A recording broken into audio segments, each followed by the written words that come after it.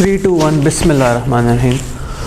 अस्सलाम वालेकुम, welcome to PRC2 का क्रैश कोर्स। जो लोग सामने बैठे हैं वो भी, और जो लोग घर पे बैठे रज़ाई में या इसी में, डिपेंडिंग ऑन की वीडियो कब देखी जा रही है, बैठे हैं वो भी, सबको वेलकम और अस्सलाम वालेकुम। क्या है इस वीडियो और अगली आने वाली कुछ वीडियोस का मकसद? क्रैश कोर्स किस चीज़ का, QM का, कौन करा रहा है? अली शाहिद। अली शाहिद कौन है? मैं। आगे चलते हैं। इस क्रैश कोर्स में ऐसा क्या है जो रेगुलर बैच में नहीं होता? रेगुलर बैच क्या होता है? आपने QM A to Z सारा पढ़ा। क्रैश कोर्स आपको वो रिवाइज करा रहा है। 12-15 दिन में आपको वो सारी बातें जो आपने 2 महीने लगा के, 3 महीने लगा के पढ़ी थी, आपको रिवाइज कराई जाएंगी, आपको दोबारा से बताई जाएंगी। एक एक करके देख लेते हैं क्या फ़र्क है। लिमिटेड टाइम, जो रेगुलर क्लास होती है उसमें बस खुला टाइम होता है, 3 महीने लगा के हम पढ़ते हैं, 2.5 महीने लगा के पढ़ते हैं। क्रैश बैच में हमारे पास थोड़ा सा टाइम है, इंशाल्लाह अगले महीने, बल्कि कुछ ही दिन बाद आप लोगों के पेपर्स हैं, तो अभी आप 2 महीने दोबारा से नहीं पढ़ सकते। आपको कम टाइम में वो सारा का सारा सिलेबस जो है वो कवर करना है, ठीक है? Limited time. लेकिन लिमिटेड टाइम होने का मतलब ये नहीं है कि मैं आपको 12 चैप्टर का आगे कहूँगा बेटा आखिरी 3 चैप्टर खुद ही कर लो। फुल कवरेज होगी, सिलेबस पूरा कवर होगा इंशाल्लाह, ये मेरी तरफ से गारंटी है। इसके अलावा नेक्स्ट मूड ऑफ क्लास क्या होगा? हम रिवीजन उससे चल रहे होंगे। मैं आपको इंतहाई जो मतलब छोटी छोटी बातें जो क्लास में डिस्कस होती हैं, अच्छा यार बताओ कल होमवर्क किया था कि नहीं, इस तरह की बातें नहीं होंगी। रिवीजन फोकस्ड काम होगा कि मैं कहूँगा यार याद करो वो चीज़ पढ़ी थी तो वही चीज़ दोबारा हो रही है, इस तरह का हमारा मूड ऑफ क्लास होगा। उसके अलावा लिखा हुआ है रिवीजन मोड होगा। प्रैक्टिस मोड, अच्छा प्रैक्टिस का क्या करेंगे? प्रैक्टिस का तरीक़ेकार मैंने कुछ यूँ रखा है कि कुछ सवाल हम क्लास में करेंगे, ज़रूर करेंगे। उसके बाद भी मैं आपके साथ एक और बुक शेयर करूंगा जिसमें हर टॉपिक के, हर सब्जेक्ट के, हर चैप्टर के वाफिर मिकदार में सवाल होंगे, 100 से ऊपर इवन होंगे कुछ चैप्टर्स के। तो वो प्रैक्टिस आप फिर इस क्लास के बाद घर जाके करेंगे, क्योंकि क्लास में तो मकसद है कि हल्की फुल्की प्रैक्टिस और सारे कॉन्सेप्ट्स की रिवीजन। अगर मैं क्लास में 100 सवाल भी कराना शुरू हो गया तो शायद हम टाइम पे 15 दिनों में, 14 दिनों में, जितना भी हमारा वो है, हम शायद सिलेबस पूरा ना कर सकें। तो ये है कि प्रैक्टिस मोड, थोड़ा सा अपने होमवर्क भी करना होगा। और अब उस होमवर्क करने का, डिस्कस करने का तरीका क्या होगा? ऐसे हुआ कि आपने घर जाके 100 सवाल किए, आपसे 25 नहीं हुए, तो इंस्टेड ऑफ कि कल आप आके 25 सवाल क्लास में करें, आपके साथ एक व्हाट्सएप ग्रुप का लिंक शेयर होगा जिसका नाम होगा जस्ट QM की बातें। आप उस ग्रुप में अपनी सारी क्यूरीज शेयर कर देंगे तो आपको आज शाम ही रिप्लाई उसका आ जाएगा, इंस्टेड ऑफ कि हम कल की क्लास के 15-20 मिनट आज की बातों की डिस्कशन में लगा दें। तो ये आपका होगा प्रैक्टिस मोड। नेक्स्ट बात करते हैं कोर्स आउटलाइन की। जब आपने QM पढ़ना शुरू की थी, आपको एक डब्बा दिखाया गया था। अब आपने 15 दिन बाद पेपर्स देने हैं, तो मैं आपको एक डब्बा दोबारा दिखा रहा हूँ, ये याद करने के लिए कि हमारे जो कोर्स में सिलेबस है, जो चैप्टर्स हैं, उनकी किसकी क्या वेटेज है। मैं इस तरह की, जो हम फिजिक्स के न्यूमेरिकल में जोड़ तोड़ करते होते थे कि अगर चैप्टर 8 से सवाल आ गया, चैप्टर 12 से नहीं आएगा, मैं इस तरह की कोई बात नहीं करूँगा। सिलेबस हमने सारा का सारा करना है। कर क्या रहे हैं? इस डब्बे को देख के हम ये पता लगाना चाह रहे हैं कि किस ग्रिड से तकरीबन कितने सवाल आने हैं। तो चैप्टर 1 से लेके 4 जो बेसिक मैथ होता है, उससे तकरीबन 10 से 20 नंबर के दरमियान पेपर आना है। 15 नंबर ऑन एवरेज आप कह लें। अब अगर 100 नंबर का पेपर है, 50 MCQs आने हैं, तो 15 का क्या मतलब है? 7.5, कोई 7-8 MCQs आपके इन पहले 4 चैप्टर से आने हैं। अब आगे आई कि आपकी मर्जी है, क्या पता वो 8 के 8 सवाल चैप्टर 4 से पूछ ले, लेकिन इसके बीच में एक मिक्स होकर सवाल आएंगे 7-8, क्या पता 5 आ जाए, क्या पता 20 का आधा करें 10 आ जाएं। आई क्या आपकी मर्जी है, लेकिन इस ग्रिड से बहुत ज़्यादा वो आगे पीछे नहीं करता। इस ग्रिड के आसपास ही आपका जो है तरीक़ेकार होगा। फिर अगली ग्रिड है ग्रिड बी। ग्रिड बी का नाम क्या है? Financial math. फाइनेंशियल मैथ में क्या कुछ होता है? चैप्टर 5 और 6 चेक करें, उधर 4 चैप्टर्स की मिला के वेटेज 15 नंबर की थी, ये सिर्फ 2 चैप्टर्स की वेटेज मिला के 20 नंबर है। हमारा दिल अभी से गवाही दे रहा होगा कि यार ये जो 2 चैप्टर्स हैं ना, ये इंपॉर्टेंट है, ठीक है, ये इंपॉर्टेंट है, इनकी हम प्रैक्टिस भी टिका के करेंगे, इन्हें हम इंपॉर्टेंट समझ के करेंगे। इनसे तकरीबन 10 MCQ आ सकते हैं, क्या पता 7-8 हैं, क्या पता 12-13 हैं, लेकिन 10 के करीब तो आ ही जाएंगे। ये बीच में एवरेज फिगर है कि 20 नंबर का पेपर तकरीबन आना है 5 to 6। आई कैप ने ये जो ये वाला एवरेज वाला कॉलम है ना, आई कैप ने कोई नहीं बताया, ये मैंने खुद कैलकुलेट किया। आई कैप आपको रेंज देता है कि 10 से 20 नंबर का पेपर चैप्टर 1 to 4 से, 15 से 25 नंबर का पेपर 5 और 6 से। ये एवरेज हमने दिल की तसल्ली के लिए कैलकुलेट किया है। ऐसा भी हो सकता है सिर्फ 15 नंबर का पेपर है चैप्टर 5-6 से, ऐसा भी हो सकता है 25 का आ जाए। तो ये रेंजेस हैं, ये एग्जैक्ट नंबर नहीं है। उसके बाद तीसरी ग्रेड डाटा एनालिसिस। हम चैप्टर 7 से लेके 10 तक डाटा क्या होता है, कैसे होता है, हम डिफरेंट तरीकों से उसे कैसे एनालाइज करेंगे, इस तरह की बातें करेंगे। 4 चैप्टर्स की मिला के वेटेज 25 नंबर की है ऑन एवरेज। 20 से 30 नंबर का पेपर इन 4 नंबरों से, इन 4 चैप्टर से आएगा। उससे अगली ग्रेड डी का नाम है probability and probability distribution. Chapter 11 और 12 चेक करें दोबारा से, हमें इंपॉर्टेंट चैप्टर्स नजर आ रहे हैं। सिर्फ 2 चैप्टर से 17.5 नंबर का पेपर ऑन एवरेज आ सकता है, 15 से 20 नंबर की वेटेज है। तो हमें पता लग रहा है कि चैप्टर 5, 6 और 11, 12 की तो इंपॉर्टेंस किसी और ही दर्जे पे है एज कम्पेयर टू बाकी चैप्टर्स। करेंगे हम सारे, लेकिन ये हम जरा एक्स्ट्रा इस नियत से करेंगे कि भाई यहाँ से ज़्यादा सारा पेपर आना है। और आखिरी ग्रेड है हमारी sampling and decision making, chi square वगैरह इस तरह की बातें, हाइपोथेसिस टेस्टिंग इधर आपकी होगी। 20 से 25 नंबर का पेपर आना है, 3 चैप्टर से यानी कि ऑन एवरेज 22.5 नंबर का पेपर आना है। तो ये तो था हमारी कोर्स आउटलाइन के हमने 100 नंबर का जो हमारा पेपर आना है, जो हमारी 15 चैप्टर्स वाली बुक है उसमें इस तरह का इस कोर्स का ब्रेकअप है। हमारे पास चैप्टर वाइज वेटेज नहीं है, लेकिन हमारे पास ग्रिड वाइज वेटेज है, कितने चैप्टर से इतने नंबर का सवाल, इतने चैप्टर से इतने नंबर का सवाल। तो ये तो हमारे पास आई कैप की तरफ से जो एक ऑफिशियल ग्रिड की वेटेज है वो गिवन थी, हमने उस पर हल्की सी डिस्कशन की।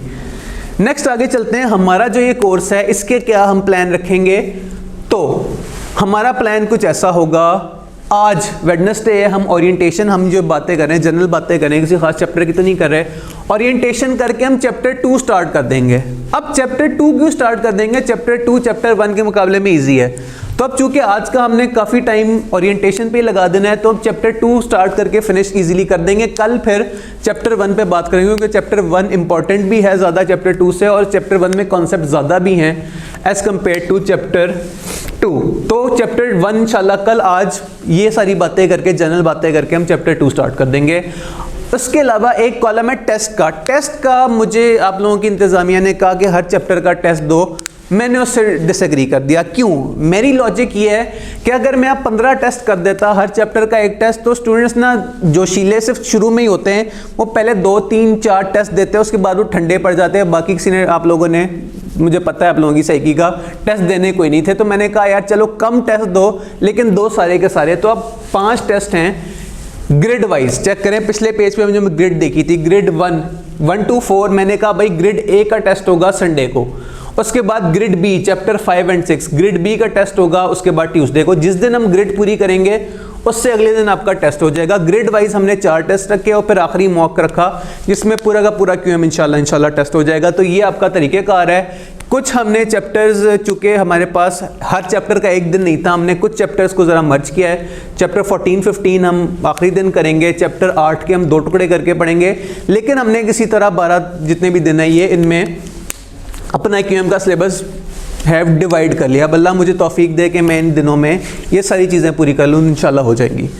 नेक्स्ट आगे चलते हैं। सोर्स मटेरियल, हम किधर किधर से बातें कर रहे होंगे। एक तो हमारे पास आई कैप का स्टडी टेक्स्ट होगा, जो कि मैंने कुछ स्लाइड्स वगैरह में अरेंज किया हुआ है, और हमारे पास एक और चीज़ होगी प्रैक्टिस बुक, जो कि मैं आप लोगों के साथ शेयर कर दूंगा व्हाट्सएप पे। तो ये हमारा सोर्स मटेरियल होगा। एक और चीज़, बड़ी इंपॉर्टेंट चीज़, इंतज़ामिया ने मुझे अभी कल ही बताया है कि एक और चीज़ आपने अपनी ओरिएंटेशन में इंक्लूड करनी है। मैंने कहा ठीक है कर देते हैं। How to attempt paper. Students उधर जाके सॉफ्टवेयर देके परेशान हो जाते हैं, उनका आधा पेपर तो इसी परेशानी में निकल जाता है। तो मैं आपको उसका भी हल्का सा ओवरव्यू देता हूँ। जब आप जाके बैठेंगे उधर जो आपकी लैब बनेगी, उधर सबसे पहले आपके सामने इस किस्म की स्क्रीन आएगी। स्टूडेंट आईडी और पासवर्ड क्या है ये आपके एडमिट कार्ड वगैरह पे लिखा होगा, ये आपके पास इंफॉर्मेशन होगी। आप लॉगिन करेंगे तो कुछ इस किस्म की स्क्रीन आएगी। बड़ा बड़ा QAT लिखा है, इसे आप इग्नोर करें। आपका PRC के पेपर होगा, यहाँ PRC लिखा होगा। आपके पास सवाल आएंगे, आपके पास ये 4 डॉट्स होंगे कि इनमें से कौन सा option A, B, C, D आपको कौन सा अच्छा लग रहा है, और ऊपर लिखा होगा ओवरव्यू। ओवरव्यू के ऊपर आप क्लिक करेंगे तो इस तरह से एक पट्टी आ जाएगी। आप फॉर एग्जांपल इस पिक्चर में जो है सवाल नंबर 35 पे है स्टूडेंट्स, तो सवाल नंबर 35 उसे डिस्प्ले हो रहा है, यहाँ उसके ऑप्शंस आ रहे हैं। यहाँ अगर वो स्टूडेंट टिक कर देगा बेस्ट ऑप्शन, अगर इसका आंसर 8000 सेंटीमीटर होना चाहिए था, टिक हो गया। अब आगे जाके आप किसी और क्वेश्चन पे जाएंगे और ओवरव्यू पे क्लिक करेंगे तो जो सवाल आपने अटेम्प्ट कर लिए वो ग्रे नजर आ रहे हैं, चेक करें। और जो सवाल आपने अभी अटेम्प्ट नहीं किए, जिनका ABCD आपने नहीं लिखा, वो सवाल आपको व्हाइट नजर आ रहे हैं, और ब्लैक वो सवाल है जिसके ऊपर आप इस टाइम खड़े हैं। तो ये जो ओवरव्यू वाला सिस्टम है आपको इस चीज़ में मदद देगा कि आपने कितने सवाल कर लिए, कितने सवाल अभी रहते हैं। ये नहीं है कि आपने ज़बानी रखना है कि यार मैंने क्वेश्चन 4 तो किया नहीं, मैंने क्वेश्चन 11 तो किया नहीं।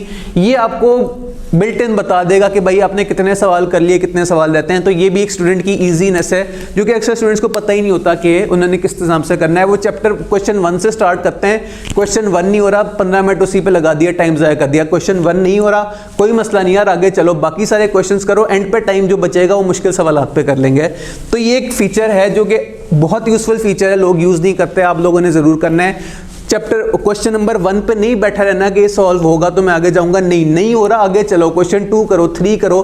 पूरे पेपर में अगर 50 MCQs हैं, 45 में ज़्यादा शायद कह रहा हूँ, 30-35 तो ऐसे होंगे जो कि सेकंडों में होंगे, आपको कोई खास कैलकुलेशन की करने की जरूरत भी नहीं पड़ेगी, फौरन से आप करेंगे और आगे जाएंगे। जो बकाया 10-15 मुश्किल सवाल हैं, कैलकुलेशन वाले सवाल हैं, उनके ऊपर आप निशान लगा लें। निशान कैसे लगाना है वो भी मैं बताऊंगा, उनके ऊपर आप निशान लगा लें, बाद में कर लीजिएगा। तो टाइम सही यूटिलाइज करना है, अंधाधुन ये नहीं करना कि सवाल होगा तो मैं आगे जाऊंगा। ये वाली जो सोच है वो अक्सर स्टूडेंट्स को फेल करवा देती है। मैं आपको अभी से वार्न कर दिया भाई, ये याद रखना। अच्छा, ब्लैक वो है जिस सवाल पे आप इस टाइम फिर रहे हैं, व्हाइट वो सवाल है जो आपने अभी तक अटेम्प्ट नहीं किया, ग्रे वो सवाल है जो आपने कर लिया। एक और यहाँ फीचर है, भला कौन सा, किधर गया, ये चेक करें, एक ऑरेंज कलर की झंडी बनी हुई है। इस ऑरेंज कलर की झंडी पे क्लिक करने का मतलब है सवाल को आपने कर दिया फ्लैग, इसके ऊपर एक झंडा लगा दिया। चेक करें, आपने सवाल नंबर 21 पे फ्लैग लगाया। आप ओवरव्यू पे भी देखेंगे तो आपको एक झंडा बना हुआ नजर आएगा। आपने जो अगर कुछ सवाल एंड के लिए रखे हैं कि यार ये सवाल तो मुझसे बिल्कुल भी नहीं हो रहे, इन पे मैं टिक कर लेता हूं, फिर कभी देखेंगे, फिर कभी से मुराद टेस्ट के एंड पे देखेंगे, अगली अटेम्प्ट में नहीं। तो फिर कभी से मतलब ये कि आपने झंडी आपको याद दिलाती रहेगी कि यार क्वेश्चन नंबर 21 अभी तुमने सॉल्व नहीं किया है। या ऐसा भी हो सकता है आपने सॉल्व कर लिया और झंडी का मतलब ये हो कि यार एक दफा के वेरीफाई कर लेना, तुक्का आपने लगा दिया कि ऑप्शन सी ठीक होगा। जब टाइम मिलेगा, इंशाल्लाह टाइम मिलेगा, तो हम आके वेरीफाई कर लेंगे कि हाँ भाई 21 का आंसर ये ABCD जो है वो वाकई है कि नहीं। और आपको एक दफ़ा तसल्ली होगी, आप इस झंडी पे दोबारा क्लिक करेंगे, झंडी यहाँ से गायब हो जाएगी, आपका दोबारा से ब्लैक या वाइट हो जाएगा डिपेंडिंग ऑन कि आपने सवाल अटेम्प्ट किया है कि नहीं। और एक आखिरी फीचर ये कि टाइम, जब आप पेपर करना स्टार्ट करेंगे आपके पास इस तरह की घड़ी पे उल्टी गिनती आना शुरू हो जाएगी, 2 घंटे रह गए, 1 घंटे 50 मिनट रह गए। इस पे आपके पास 3 तरह के ऑप्शंस हैं। अगर तो आप क्लिक करें काउंट डाउन पे तो ये वाला ऑप्शन आएगा कि 1 घंटा 55 मिनट रह गए, 1 घंटा 56 मिनट रह गए। इस पे आप क्लिक करेंगे काउंट अप पे तो आपको टाइम उल्टा आना शुरू हो जाएगा। आपको लिखा आएगा कि आपने पेपर करते हुए आपको 3 मिनट 50 सेकंड हो गए, आपको पेपर करते 4 मिनट 30 सेकंड हो गए। तो काउंट अप आपको सीधी घड़ी दिखाएगा, काउंट डाउन आपको उल्टी घड़ी दिखाएगा। और हाइट क्लॉक से यहाँ कुछ भी नहीं लिखा आएगा, ये चीज़ गायब हो जाएगी। लेकिन मैं आपको कभी भी नहीं कहूँगा हाइट क्लॉक करें। काउंट डाउन एक बेस्ट ऑप्शन है कि आपको याद रहे कि भाई 1 घंटा 50 मिनट रह गए, 1 घंटा 40 मिनट रह गए, सिर्फ आधा घंटा रह गया, सिर्फ 15 मिनट रह गए। तो सबसे अच्छी वाली घड़ी मेरे ख्याल में काउंट डाउन वाली है। तो ये चीज़ आपको इंशाल्लाह पेपर्स में मदद करेगी। आगे चलते हैं, फर्दर क्यूएम रिलेटेड डिस्कशन। ये वाली बातें मैं आपको एडवांस में बता दी कि आपको व्हाट्सएप ग्रुप का लिंक दिया जाएगा जहां आप होमवर्क कर रहे होंगे, जो डिस्कशन कर रहे होंगे उधर आपको ग्रुप में आप सवाल पूछेंगे, मैं आपको उधर जवाब दे दूंगा। ग्रुप लिंक में भी शेयर ऑन व्हाट्सएप, हाँ जी बिल्कुल ऐसा ही है। और एंड पे एक स्माइली फेस के साथ दुआ कि अल्लाह आपको पेपरों में पास कराए। और आखिरी स्लाइड पे मैंने एक हुक्म लिख दिया कि भाई पेपर पास करना है, क्यूएम पास, बाकी सब्जेक्ट्स पास ना करो, क्यूएम पास करनी है। तो ये है कि फाइनल आउटकम ये है कि क्यूएम पास करना है। ये थी हमारी ओरिएंटेशन, हमने कुछ जनरल बातें की। अब हम आते हैं अपने सिलेबस की तरफ। हमने कहा था चैप्टर 2 स्टार्ट करेंगे, इंशाल्लाह चैप्टर 2 से स्टार्ट करते हैं। Without wasting any time let's go to chapter 2। Chapter 2 मैंने एडवांस में खोल के भी रखा होगा, यहां से हम आए चैप्टर 2 पे। अब चैप्टर 2 पहला यूनिट क्या कह रहा है? पहले यूनिट ने आपको बताया कि चैप्टर 2 में होता क्या है। सेकंड डिग्री और क्वाड्रेटिक इक्वेशंस। क्वाड्रेटिक इक्वेशन या सेकंड डिग्री इक्वेशन उस वाली इक्वेशन को कहते हैं जिसमें स्क्वायर आ रहा हो। स्क्वायर क्या होता है? x रेज़ टू पावर 2 को हम प्यार से स्क्वायर भी कहते हैं। तो जहां स्क्वायर जिस इक्वेशन में पाई जा रही हो उसे हम कहते हैं क्वाड्रेटिक इक्वेशन, या वो वाली इक्वेशन जिसकी डिग्री क्या होता है? रेज़ टू पावर मैक्सिमम, जिसकी रेज़ टू पावर अगर x2 के बजाय x रेज़ टू पावर 3 आ जाए, x क्यूब आ जाए, उसे हम क्वाड्रेटिक इक्वेशन नहीं कहेंगे, सेकंड डिग्री इक्वेशन नहीं कहेंगे। लेकिन वो इक्वेशन जिसमें x स्क्वायर आ रहा है उससे हम जरूर कहेंगे कि भाई ये क्वाड्रेटिक इक्वेशन है, वो वाली इक्वेशन है जिसकी डिग्री है 2। अच्छा, इसकी स्टैंडर्ड फॉर्म क्या होती है? थोड़ा थोड़ा ये छुप रहा है, हम यहां बड़ा बड़ा करके लिख लेते हैं। ax² plus bx plus c, ये आपके पास है क्वाड्रेटिक इक्वेशन की स्टैंडर्ड फॉर्म। एक x² आएगा, एक सादा x आएगा और एक x⁻0 आएगा। अगर मैं c x⁻0 लिख लूं तो कोई परेशानी वाली बात तो नहीं है। x⁻0 हमेशा 1 होता है, तो c जब 1 से मल्टीप्लाई हो रहा होगा तो सिंपल c ही कहलाएगा। तो हम कहेंगे कि हमारे पास इस किस्म की जो इक्वेशंस होंगी देखने में, उससे हम कहेंगे क्वाड्रेटिक इक्वेशंस। अच्छा, और ये पेज हमें क्या बताने की कोशिश कर रहा है? वो कह रहा है कि क्वाड्रेटिक इक्वेशंस की मल्टीपल वैल्यूज भी हो सकती हैं। आप x कुछ अज्यूम करें तो आपका y कुछ नजर आएगा। फॉर एग्जांपल, उसने एक टेबल आपको बना के दिखाया। एक क्वाड्रेटिक इक्वेशन थी आपके पास x² minus 8x plus 12 is equal to y। ये थी आपके पास क्वाड्रेटिक इक्वेशन। आपने x0 अज्यूम किया, y निकला 12। आपने x1 अज्यूम किया, y निकला 5। 1 मिनट, मेरी अब बुक की बातों पे ना जाइएगा, एक दफा तसल्ली कर लें क्या वाकई ऐसा है कि मैं x0 अज्यूम करूं तो आंसर 12 है। तो अभी देख लेते हैं। मैंने x0 अज्यूम किया, क्या हो गया 0 माइनस 8x, क्योंकि 8x 0 से मल्टीप्लाई हो रहा था, वो भी 0 हो जाएगा, ये भी 0 हो गया। पीछे क्या बचा? 12। तो हाँ जी 12 आंसर आ रहा है। स्टिल दिल की तसल्ली, एक दफा x1 भी अज्यूम करके देख लें। x जब हमने 1 अज्यूम किया, x², 1 का स्क्वायर क्या होता है? 1 इंटू माइनस 8x, माइनस 8 को 1 से मल्टीप्लाई करेंगे क्या आएगा? -8 और प्लस 12। 12 किसी चीज से मल्टीप्लाई नहीं हो रहा, 12 पहले भी 12 था, अब भी 12 होगा।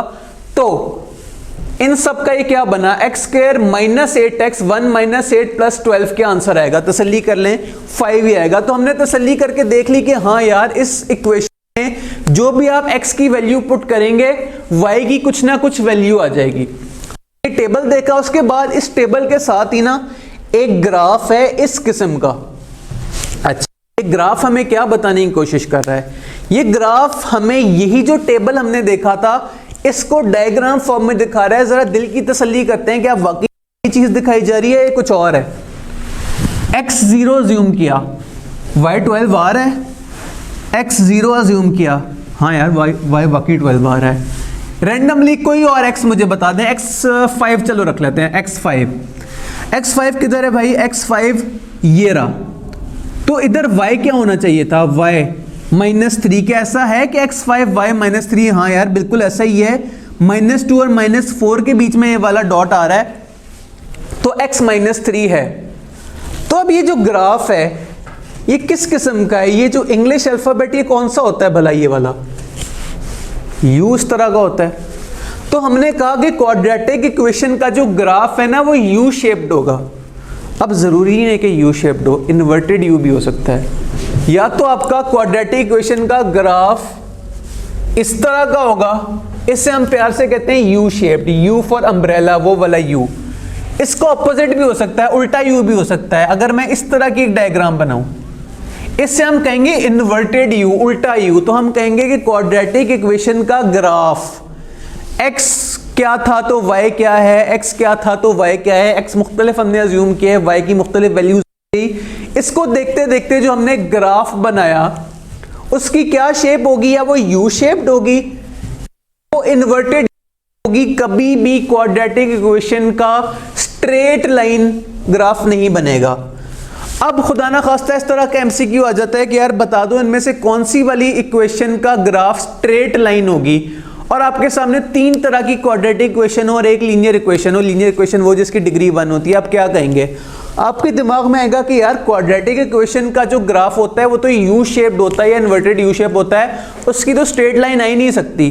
तो आप जो चौथा ऑप्शन होगा जो क्वाड्रेटिक इक्वेशन नहीं होगी, उस पर आप टिक करेंगे, वो आपका सही जवाब होगा। तो इस ग्राफ ने एक आधा MCQ का कॉन्सेप्ट सही कर दिया कि हमें इस तरह का कोई MCQ आता है तो हम इंशाल्लाह वो सही सॉल्व कर लेंगे। तो ग्राफ की शेप के बारे में हमने काफ़ी बात की है। लेफ्ट साइड पे क्या चल रहा है? लेफ्ट साइड पे अब मैं थोड़ा सा, हम चूँकि रिवीजन मोड में है, सारी की सारी रीडिंग तो नहीं मैं आपकी करा सकता, इतना टाइम नहीं है, लेकिन स्टिल जो इंपॉर्टेंट बातें हैं वो हम जरूर देखा करेंगे। यह इंपॉर्टेंट बात क्या चल रही है, वो कह रहा है क्वाड्रेटिक इक्वेशन की स्टैंडर्ड फॉर्म ये होती है। हाँ जी, हमें पता है ax square plus bx plus c। इसे सॉल्व करने के कितने सारे तरीके हैं। एक तरीका है बाय फैक्टराइजेशन, याद करें मैट्रिक में फैक्टराइजेशन करते थे, बताओ कौन से दो नंबरों को ऐड करें तो कौन से दो नंबरों को मल्टीप्लाई, वो वाला काम। इसी तरह एक और तरीक़ाकार है बाय कंप्लीशन ऑफ स्क्वायर। फिर एक तीसरा तरीका है फॉर्मूला याद करें क्वाड्रेटिक इक्वेशन, वो भी मैट्रिक में याद कराते होते थे, -b प्लस माइनस वो वाला फॉर्मूला। और चौथा तरीका जो आपकी बुक ने नहीं बताया, मैं यहाँ ज़बरदस्ती ऐड कर रहा हूँ, दैट इज़ कैलकुलेटर, जो कि मेरे नज़दीक बेस्ट तरीका है क्वाड्रेटिक इक्वेशन सॉल्व करने का। तो हम चौथे तरीके पे ही फोकस करेंगे, बाकी तीनों एक एक नज़र देख लेंगे, लेकिन फोकस हमारा कैलकुलेटर पे होना चाहिए। हमारा मेन हथियार, हम अकाउंटेंट किस्म के लोग हैं, अब हमने ये क्वाड्रेटिक, ये फैक्टराइजेशन वगैरह पे नहीं, हमने कैलकुलेटर के थ्रू ये चीज़ें सॉल्व करवानी है। नेक्स्ट पेज पे चलते हैं। नेक्स्ट पेज हमें तीन तरह के ग्राफ बता रहा है और तीन तरह की बातें कर रहा है। इस ग्राफ को देखें क्या चल रहा है, लिखा है इमेजिनरी रूट। मुझे देख के बताएं कि ये वाला जो इन्वर्टेड यू शेप्ड है, ये एक्स एक्सिस को कितनी जगह टच कर रही है।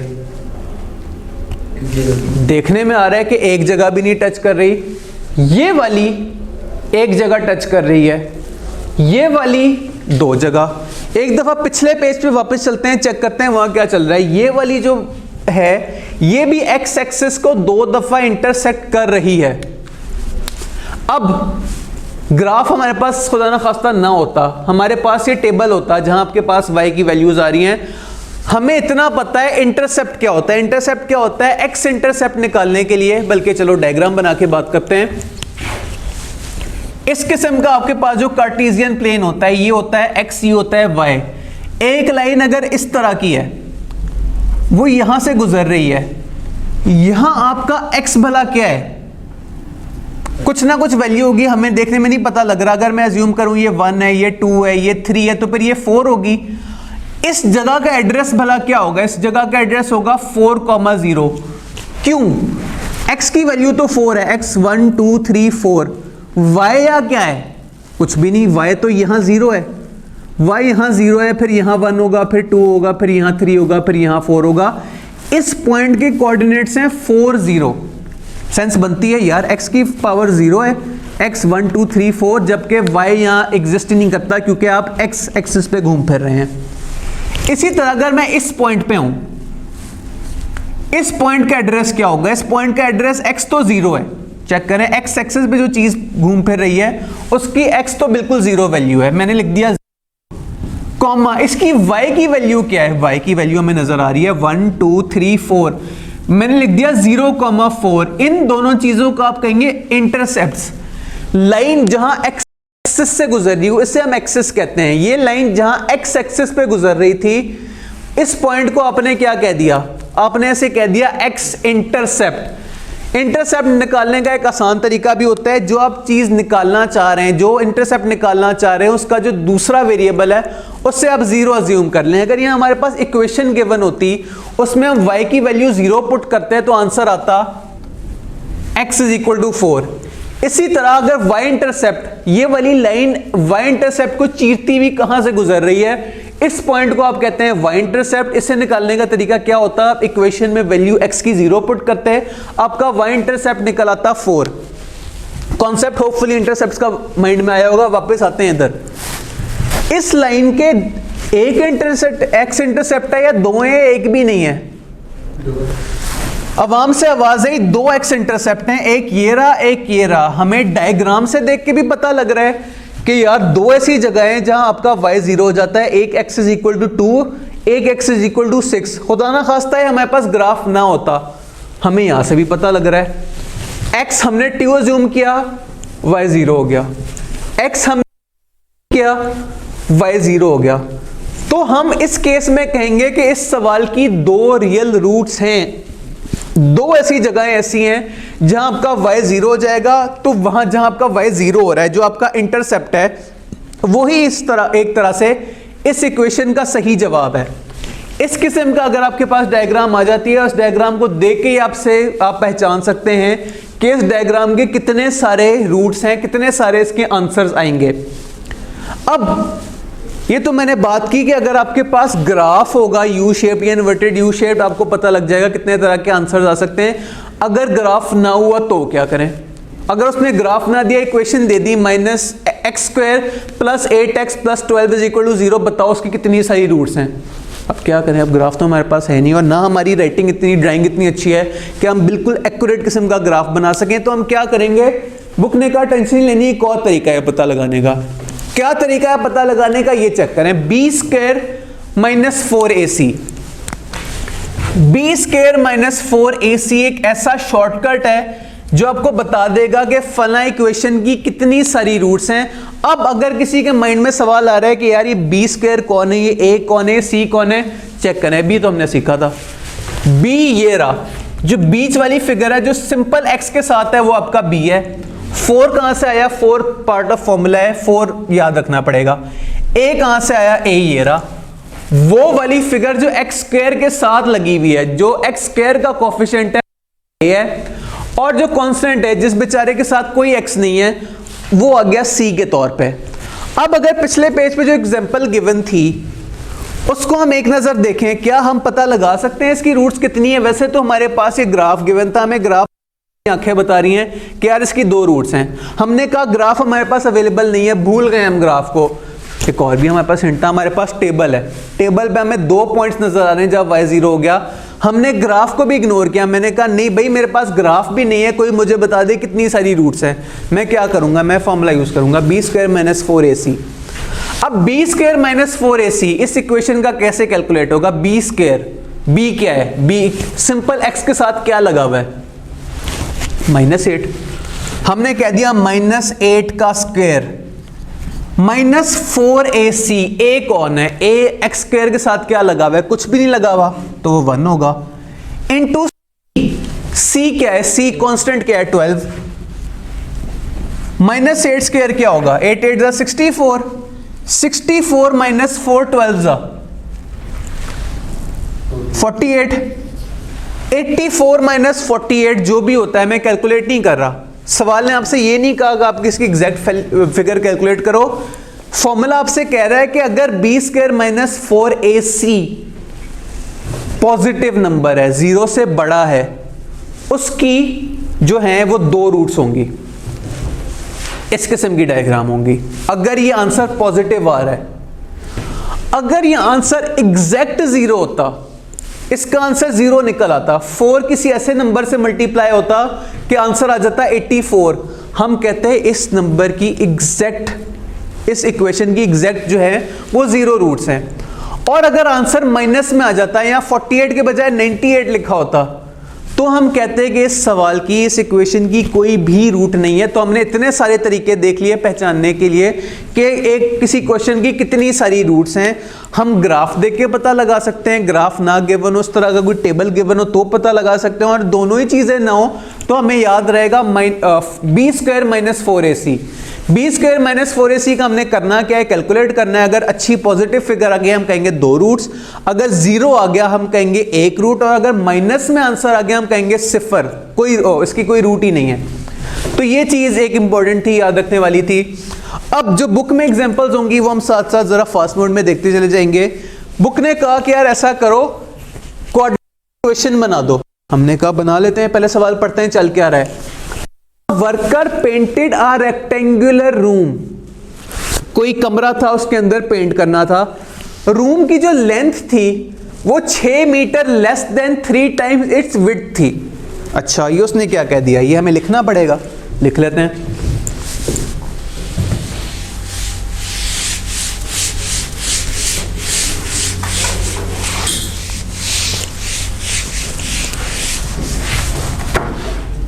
अच्छा जी, जो लेंथ है ना वो 6 मीटर लेस है देन 3 टाइम्स इट्स विड्थ, और टोटल एरिया आपके पास गिवन है 426 मीटर स्क्वायर। 426 मीटर स्क्वायर आपके पास आ गया क्या? एरिया। एरिया का फॉर्मूला क्या होता है? अगर हम याद करें तो एरिया का फॉर्मूला होता है लेंथ इनटू विड्थ। हमारे पास क्या कुछ गिवन है? हमारे पास ना लेंथ गिवन है ना विड्थ गिवन है, लेकिन हमारे पास कुछ गिवन है 6 metre less than 10 times it width. हम कह सकते हैं कि length is equal to 6 metre less than 3 time, यानी कि विड्थ को 3 गुना करो और उसमें से 6 माइनस कर दो, हमारे पास लेंथ का फॉर्मूला आ गया। विड्थ हमारे पास क्या है, वंस अगेन मुझे नहीं पता विड्थ क्या है, मैंने कह दिया विड्थ जो भी है वो विड्थ के बराबर ही है। अगर मैंने लेंथ और विड्थ को मल्टीप्लाई करना है, मैं क्या करूंगा, इसको मैं इससे मल्टीप्लाई करूंगा, विड्थ इंटू 3 विड्थ माइनस 6, ये इनसे दोनों से मल्टीप्लाई हो जाएगा, आपके पास आ जाएगा 3w square minus 6w is equal to what. सवाल कह रहा था कि दिस इज इक्वल टू 426। सवाल ने हमें सॉल्व करने का नहीं कहा, सवाल ने बस इतना कहा कि यार क्वाड्रेटिक इक्वेशन बना दो, मैथमेटिकल इक्वेशन बना दो, हमने बना दी। क्या हम सही रास्ते पे जा रहे हैं? 426 is equal to 3w square minus 6w, हाँ जी हम सही रूट पे जा रहे हैं, हमने क्वाड्रेटिक इक्वेशन बनानी सीख ली। वेरी गुड, आगे चलते हैं। ये था आपका यूनिट 1। एमसीक्यूज आपके पास नोट्स आ जाएंगे, आपने तसल्ली से कर लेने, अभी हम जरा रिवीजन मोड में। नेक्स्ट, सॉल्व करने का तरीका, कैलकुलेटर निकाल लो सारे।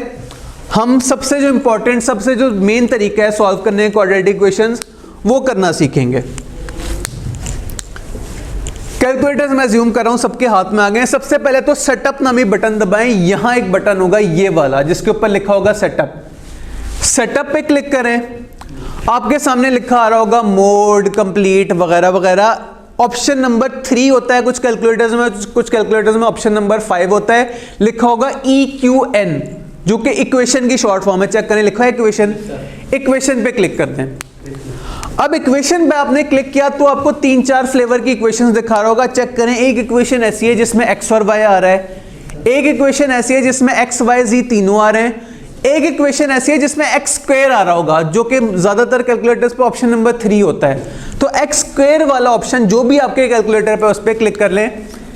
इससे पहले कि आप क्लिक करें, कुछ इस किस्म की व्यू आ रही होगी, a x square plus b into x plus c, इस किस्म की कोई व्यू आ रही है, इज इक्वल टू 0 भी लिखा होगा, लिखा है, ठीक है। इस पे आपने जब क्लिक किया तो आपके पास नेक्स्ट व्यू आएगा, इस तरह का आएगा। आपके पास a की वैल्यू लिखने का ऑप्शन है, आपके पास b की वैल्यू लिखने का ऑप्शन है, आपके पास c की वैल्यू लिखने का ऑप्शन है।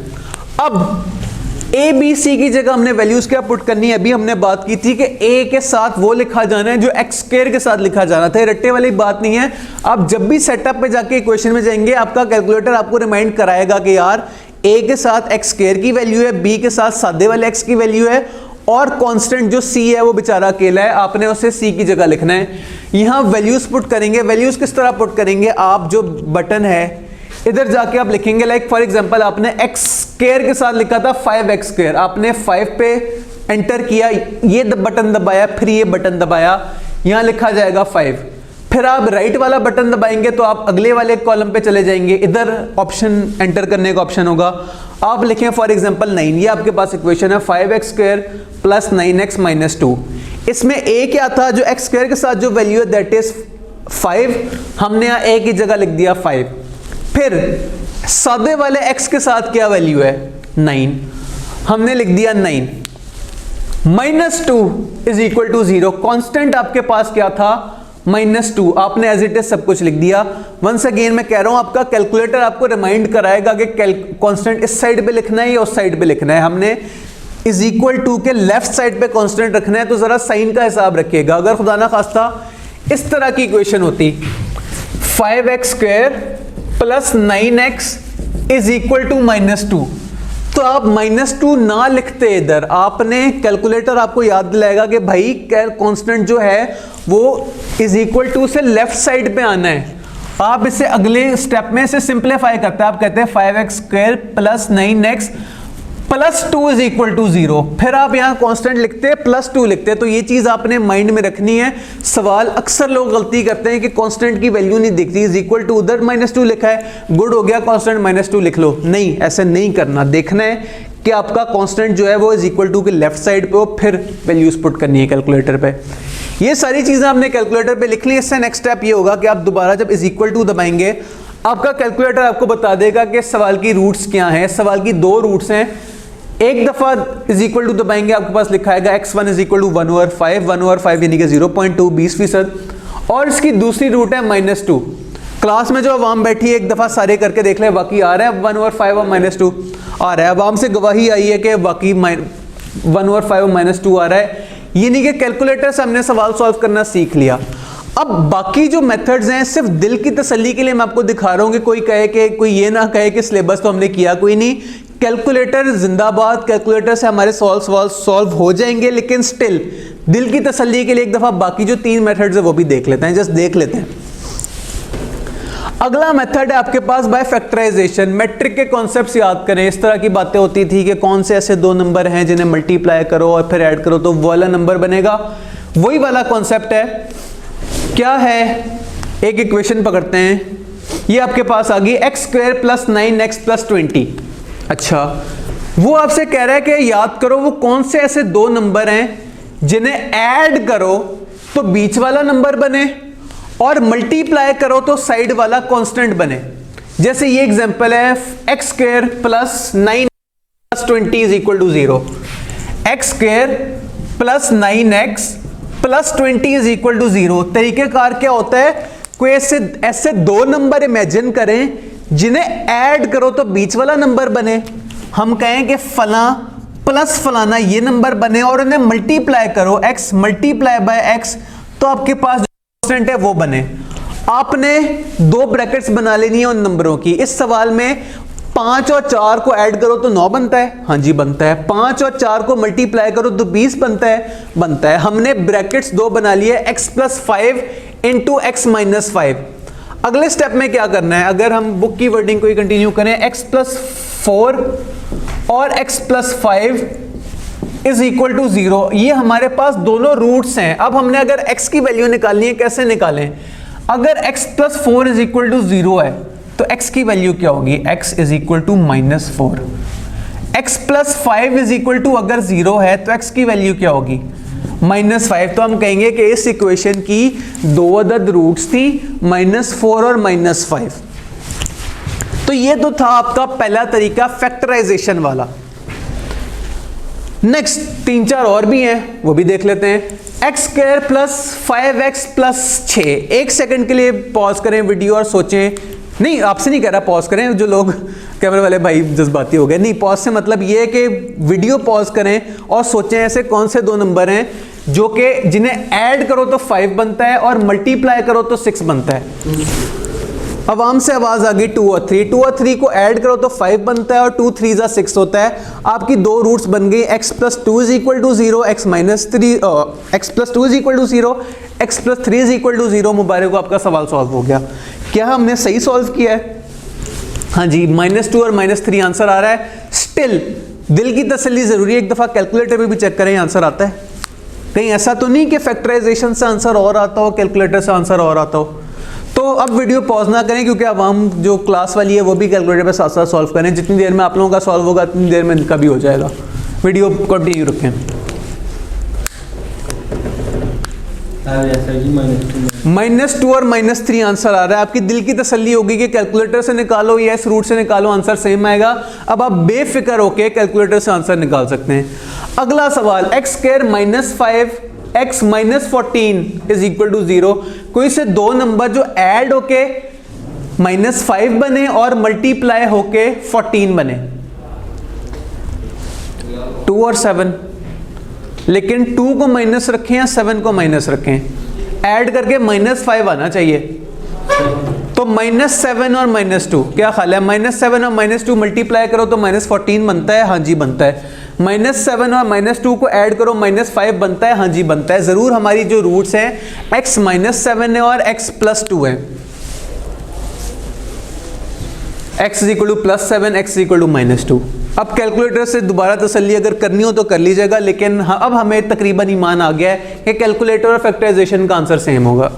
इसी तरह एक और सवाल है, x² - 9x + 20 is equal to 0। हमें 2 नंबर ऐसे सोचने हैं जिन्हें ऐड करो तो -9 बने, मल्टीप्लाई करो तो +20 बने, -4 और -5। -4 -5 -9 बनेगा ऐड करके, हाँ जी बनेगा। मल्टीप्लाई करके +20 बनेगा, हाँ जी बनेगा। हमारे पास रूट्स आ गई, x = 5 और x = 4। नेक्स्ट, अगर वो कह रहा है कि अगर coefficient of x² more than 1 है तो क्या करें, तो इसका हमारे पास काफ़ी सारे स्टेप्स हैं। इन स्टेप्स में अभी हम नहीं पढ़ रहे। स्टिल दिल की तसल्ली के लिए एक दफ़ा कैलकुलेटर पे चेक कर लें, 2x² - 7x + 3 क्या बनता है। तो ये स्टेप्स हमें तब चाहिए होते अगर हम फैक्टराइजेशन कर रहे होते लेकिन x² के साथ कुछ लिखा होता है। याद करें मैट्रिक में जिस तरह के सवाल करते होते थे वो सारे इस तरह के होते थे कि x² अकेला बेचारा होता था, सिंपल x के साथ कोई वैल्यू होती थी और कांस्टेंट में कोई वैल्यू होती थी। अब वो हमें बताना चाह रहा है कि अगर x² के साथ भी कोई कांस्टेंट लगा, 3x² हो तो क्या करें। तो हम कहेंगे यार कैलकुलेटर जिंदाबाद, हम इतनी ज़्यादा डिटेल्स में अभी नहीं जा रहे। हाँ भाई, आंसर 0.5 और 3 आ रहा है। यस सर, गुड हो गया। यानी कि फैक्टराइजेशन अगर ज़्यादा कॉम्प्लिकेटेड हो जाए तो हमने स्टेप्स लगाने थे। बहुत ज़्यादा मूड हो रहा हो तो पढ़ लीजिएगा, लेकिन इन माय ओपिनियन इसके बगैर भी गुजारा हो जाएगा। नेक्स्ट पेज, मजीद सवालात, इनमें से कोई एक कैलकुलेटर पे सॉल्व करके देख लें। 24x² + 10x - 4, ये बीच वाला चेक करें ज़रा।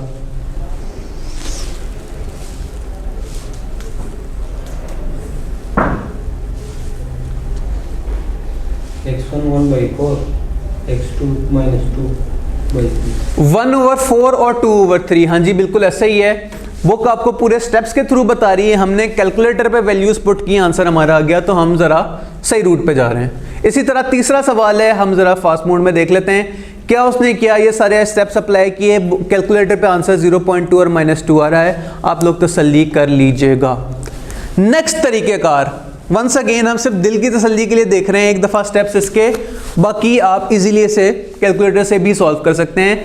उसने कहा तरीक़ेकार क्या है, स्टेप्स पढ़ते हैं। उसने कहा पहले तो इक्वेशन को इस तरह अरेंज करो, ठीक है। कल साथ से एक सवाल भी देखते जाते हैं कि यहाँ स्टेप्स हुए हैं। सवाल आपका था x² - 6x - 21 = 0। पहला स्टेप क्या है, इसे इस फॉर्म में अरेंज करो, हाँ जी, तो इक्वेशन ऑलरेडी इस फॉर्म में अरेंज हुई भी है। नेक्स्ट, ऐसा करो अगर x² का कोएफिशिएंट 1 नहीं है तो उस नंबर से सारों को डिवाइड कर दो। अब चूंकि इसका ऑलरेडी x² है इसलिए हम किसी से डिवाइड नहीं कर रहे। स्टेप 2 भी हमारा बनाया ऑलरेडी हुआ है। स्टेप 3, ऐसा करो टेक हाफ द स्टेप 2, अच्छा यहाँ स्टेप 2 है, वो स्टेप 1b था, ये स्टेप 1a है। ऐसा करो कोएफिशिएंट जो x का है उसका हाफ कर लो। सॉरी, हाफ हमने कोएफिशिएंट का किया x का, सादे वाले x का। सादा वाले x का कोएफिशिएंट क्या था, 6 था, तो 6 का हाफ क्या होता है, 3। फिर वो कह रहा है ऐसा करो इस नंबर का स्क्वायर कर लो। 3 का स्क्वायर क्या होता है, 9। फिर वो कह रहा है इस नंबर को दोनों साइडों पे ऐड कर दो, 9। इस तरफ भी इक्वेशन के ऐड किया, राइट साइड पे भी ऐड किया। आपके पास कोई इस तरह की सिचुएशन आ जाएगी कि 3x² - 30 = 0। -21 में 9 ऐड किया, 30 बन जाएगा। x² 3 + -30 = 0। आगे हमने इसे फैक्टराइज मजीद किया तो आपके पास आंसर आ जाएगा 2.477 और 8.477। इसी तरह अगला जो सवाल है आप कैलकुलेटर पे करके देख लें। 2x² है, -5x है, -12 है, देखें क्या वैल्यूज आती हैं।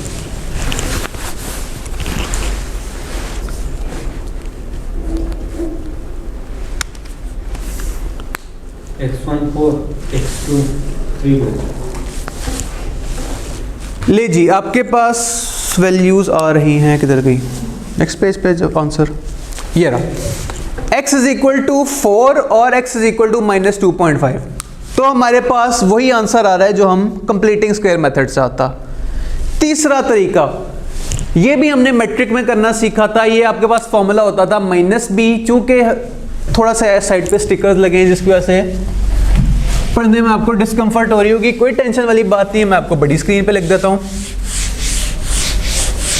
क्वाड्रेटिक इक्वेशन का फॉर्मूला क्या होता था, आपका फॉर्मूला होता था -b +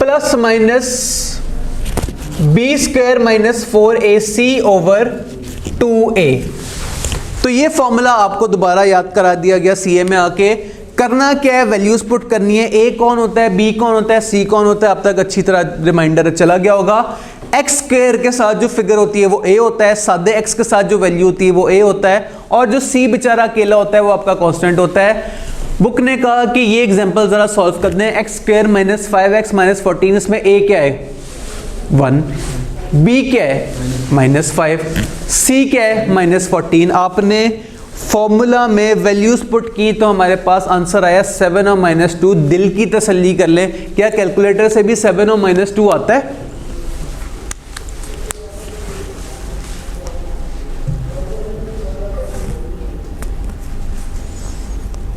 यस सर। आता है। हमने कहा कि तीनों तरीके हमने चेक कर लिए, हमने वो फैक्टराइजेशन भी देखी, हमने कंप्लीटिंग स्क्वायर मेथड भी देखा, और तीसरी चीज हमने वो भी देख लिया क्वाड्रेटिक इक्वेशन। तो तीनों तरीकों से जो हमारा आंसर है वो सेम आ रहा है। एक और सवाल, उसने कहा कि profit function of a company जो कि सेल करती है फलानी प्रोडक्ट, उसका ऑब्जेक्टिव फंक्शन ये है minus 0.025 x square plus 9.85 minus 60। ऐसा बता दें कि कितना सारा प्रॉफिट होगा अगर कंपनी नन प्रोडक्ट सेल करे, एक भी यूनिट सेल ना करे। एक भी यूनिट सेल ना किया, एक्स कितना होगा 0। एक भी यूनिट सेल नहीं किया तो कह रहे कि ऐसा करो बता दो प्रॉफिट कितना होगा। कैलकुलेटर की जरूरत भी नहीं है, ज़बानी वाला सवाल है। 0 से मल्टीप्लाई हो रही हैं चीज़ें, जो 0 से मल्टीप्लाई हो रही है ये भी 0 हो जाएगा, ये भी 0 हो जाएगा, पीछे क्या रह गया माइनस 60। माइनस 60 हमारा प्रॉफिट, एक मिनट, माइनस 60 हमारा प्रॉफिट तो हो नहीं सकता, 60 हमारा लॉस है। हमने 60 रुपए डुबो दिए कुछ ना बेच के। तो सवाल का जो पहला हाफ था कि ऐसा करो बता दो कि नन प्रोडक्ट, एक भी प्रोडक्ट नहीं बेची तो कितना प्रॉफिट होगा। हमने कहा भाई आपका प्रॉफिट नहीं होगा, उल्टा नुकसान हो जाएगा 60 रुपए का। सवाल अगली बात कर रहा है, अगली बात कर रहा है ऐसा करें ब्रेक इवन बता दें। ओहो, अब क्या करें, ब्रेक इवन याद करें, चैप्टर 1 में पढ़ा था। चैप्टर 1 पे कल हम दोबारा डिस्कस करेंगे, लेकिन स्टिल अभी हमें ब्रेक इवन के फॉर्मूले की जरूरत भी नहीं है, हमें इतना सिर्फ याद होना चाहिए ब्रेक इवन होता क्या है। ब्रेक इवन वो यूनिट्स है, नंबर ऑफ यूनिट्स हैं कि जितने यूनिट्स हम बेचें तो हमारा ना प्रॉफिट हो ना लॉस हो, ना 1 रुपए का प्रॉफिट ना 1 रुपए का लॉस, एग्जैक्ट 0 प्रॉफिट। तो एग्जैक्ट 0 प्रॉफिट निकालने के लिए मैं क्या करूंगा, मैं चाहता हूं मेरा प्रॉफिट 0, मैं यहां 0 लिख दूंगा। 0 is equal to minus 0.25 x square plus 9.85 minus 60। अब जब हमने इज इक्वल टू 0 पुट कर दिया, हमारे पास बातों बातों में क्वाड्रेटिक इक्वेशन बन गई। सॉल्व कर लें, कैसे करेंगे, एक्स स्क्वायर की वैल्यू माइनस 0.025, b की वैल्यू यानी कि सादे x की वैल्यू 9.85 और कांस्टेंट हमारा बेचारा माइनस 60। आप कैलकुलेटर पे वैल्यूज पुट करके देखें, आपका आंसर आ जाएगा ब्रेक इवन यूनिट्स। कितने यूनिट मैं बेचूं कि मेरा आंसर एग्जैक्टली 0 आए।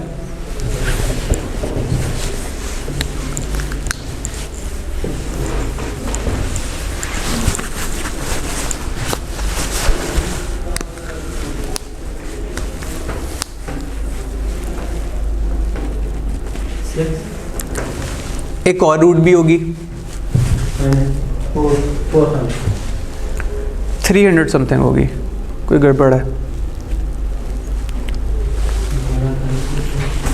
2 रूट्स इसकी आएंगी -6 और पॉजिटिव 387। आपने ना शायद प्लस माइनस कुछ गलत कर दिया होगा, ये माइनस 0.025 है।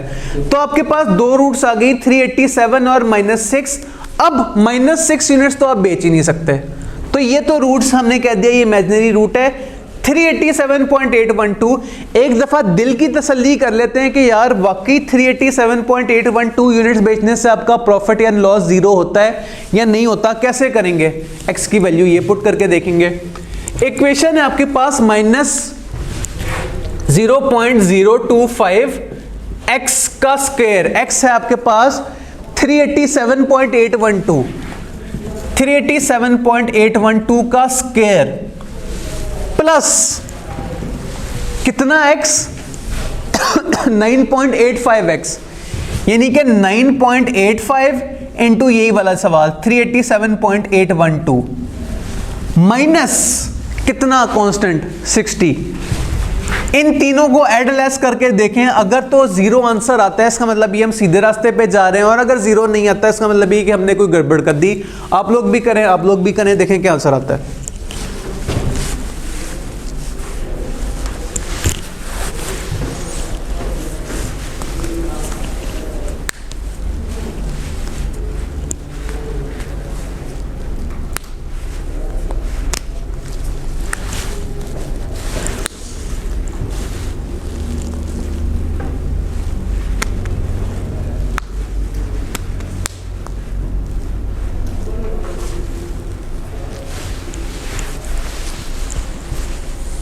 हाँ जी, ऑनलाइन वालों होपफुली आपका आंसर आ गया होगा, हम इनका वेट कर रहे हैं, फिर आगे चलते हैं।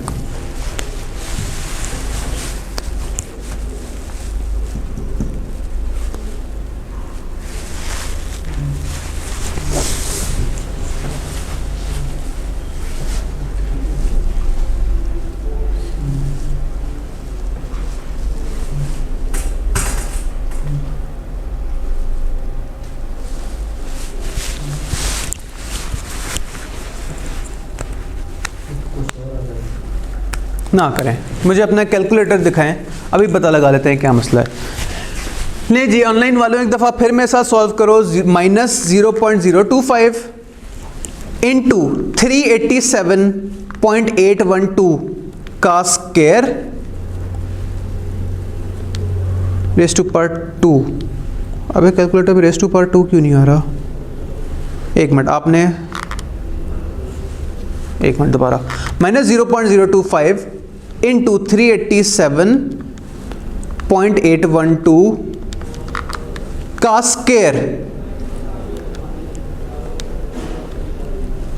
अब आ गया, plus 9.85 into 387.812 minus 60 is equal to, button दबाया, आंसर आ रहा है। एक मिनट, क्या आपका आंसर ये आ रहा था? ओहो, पॉज किया जाए। Welcome back. हमारे फ्रंट रो में भाई एम ही परेशान हो गए थे क्योंकि आंसर आ रहा था -0.005। तो क्या -0.005 तकरीबन ज़ीरो नहीं होता?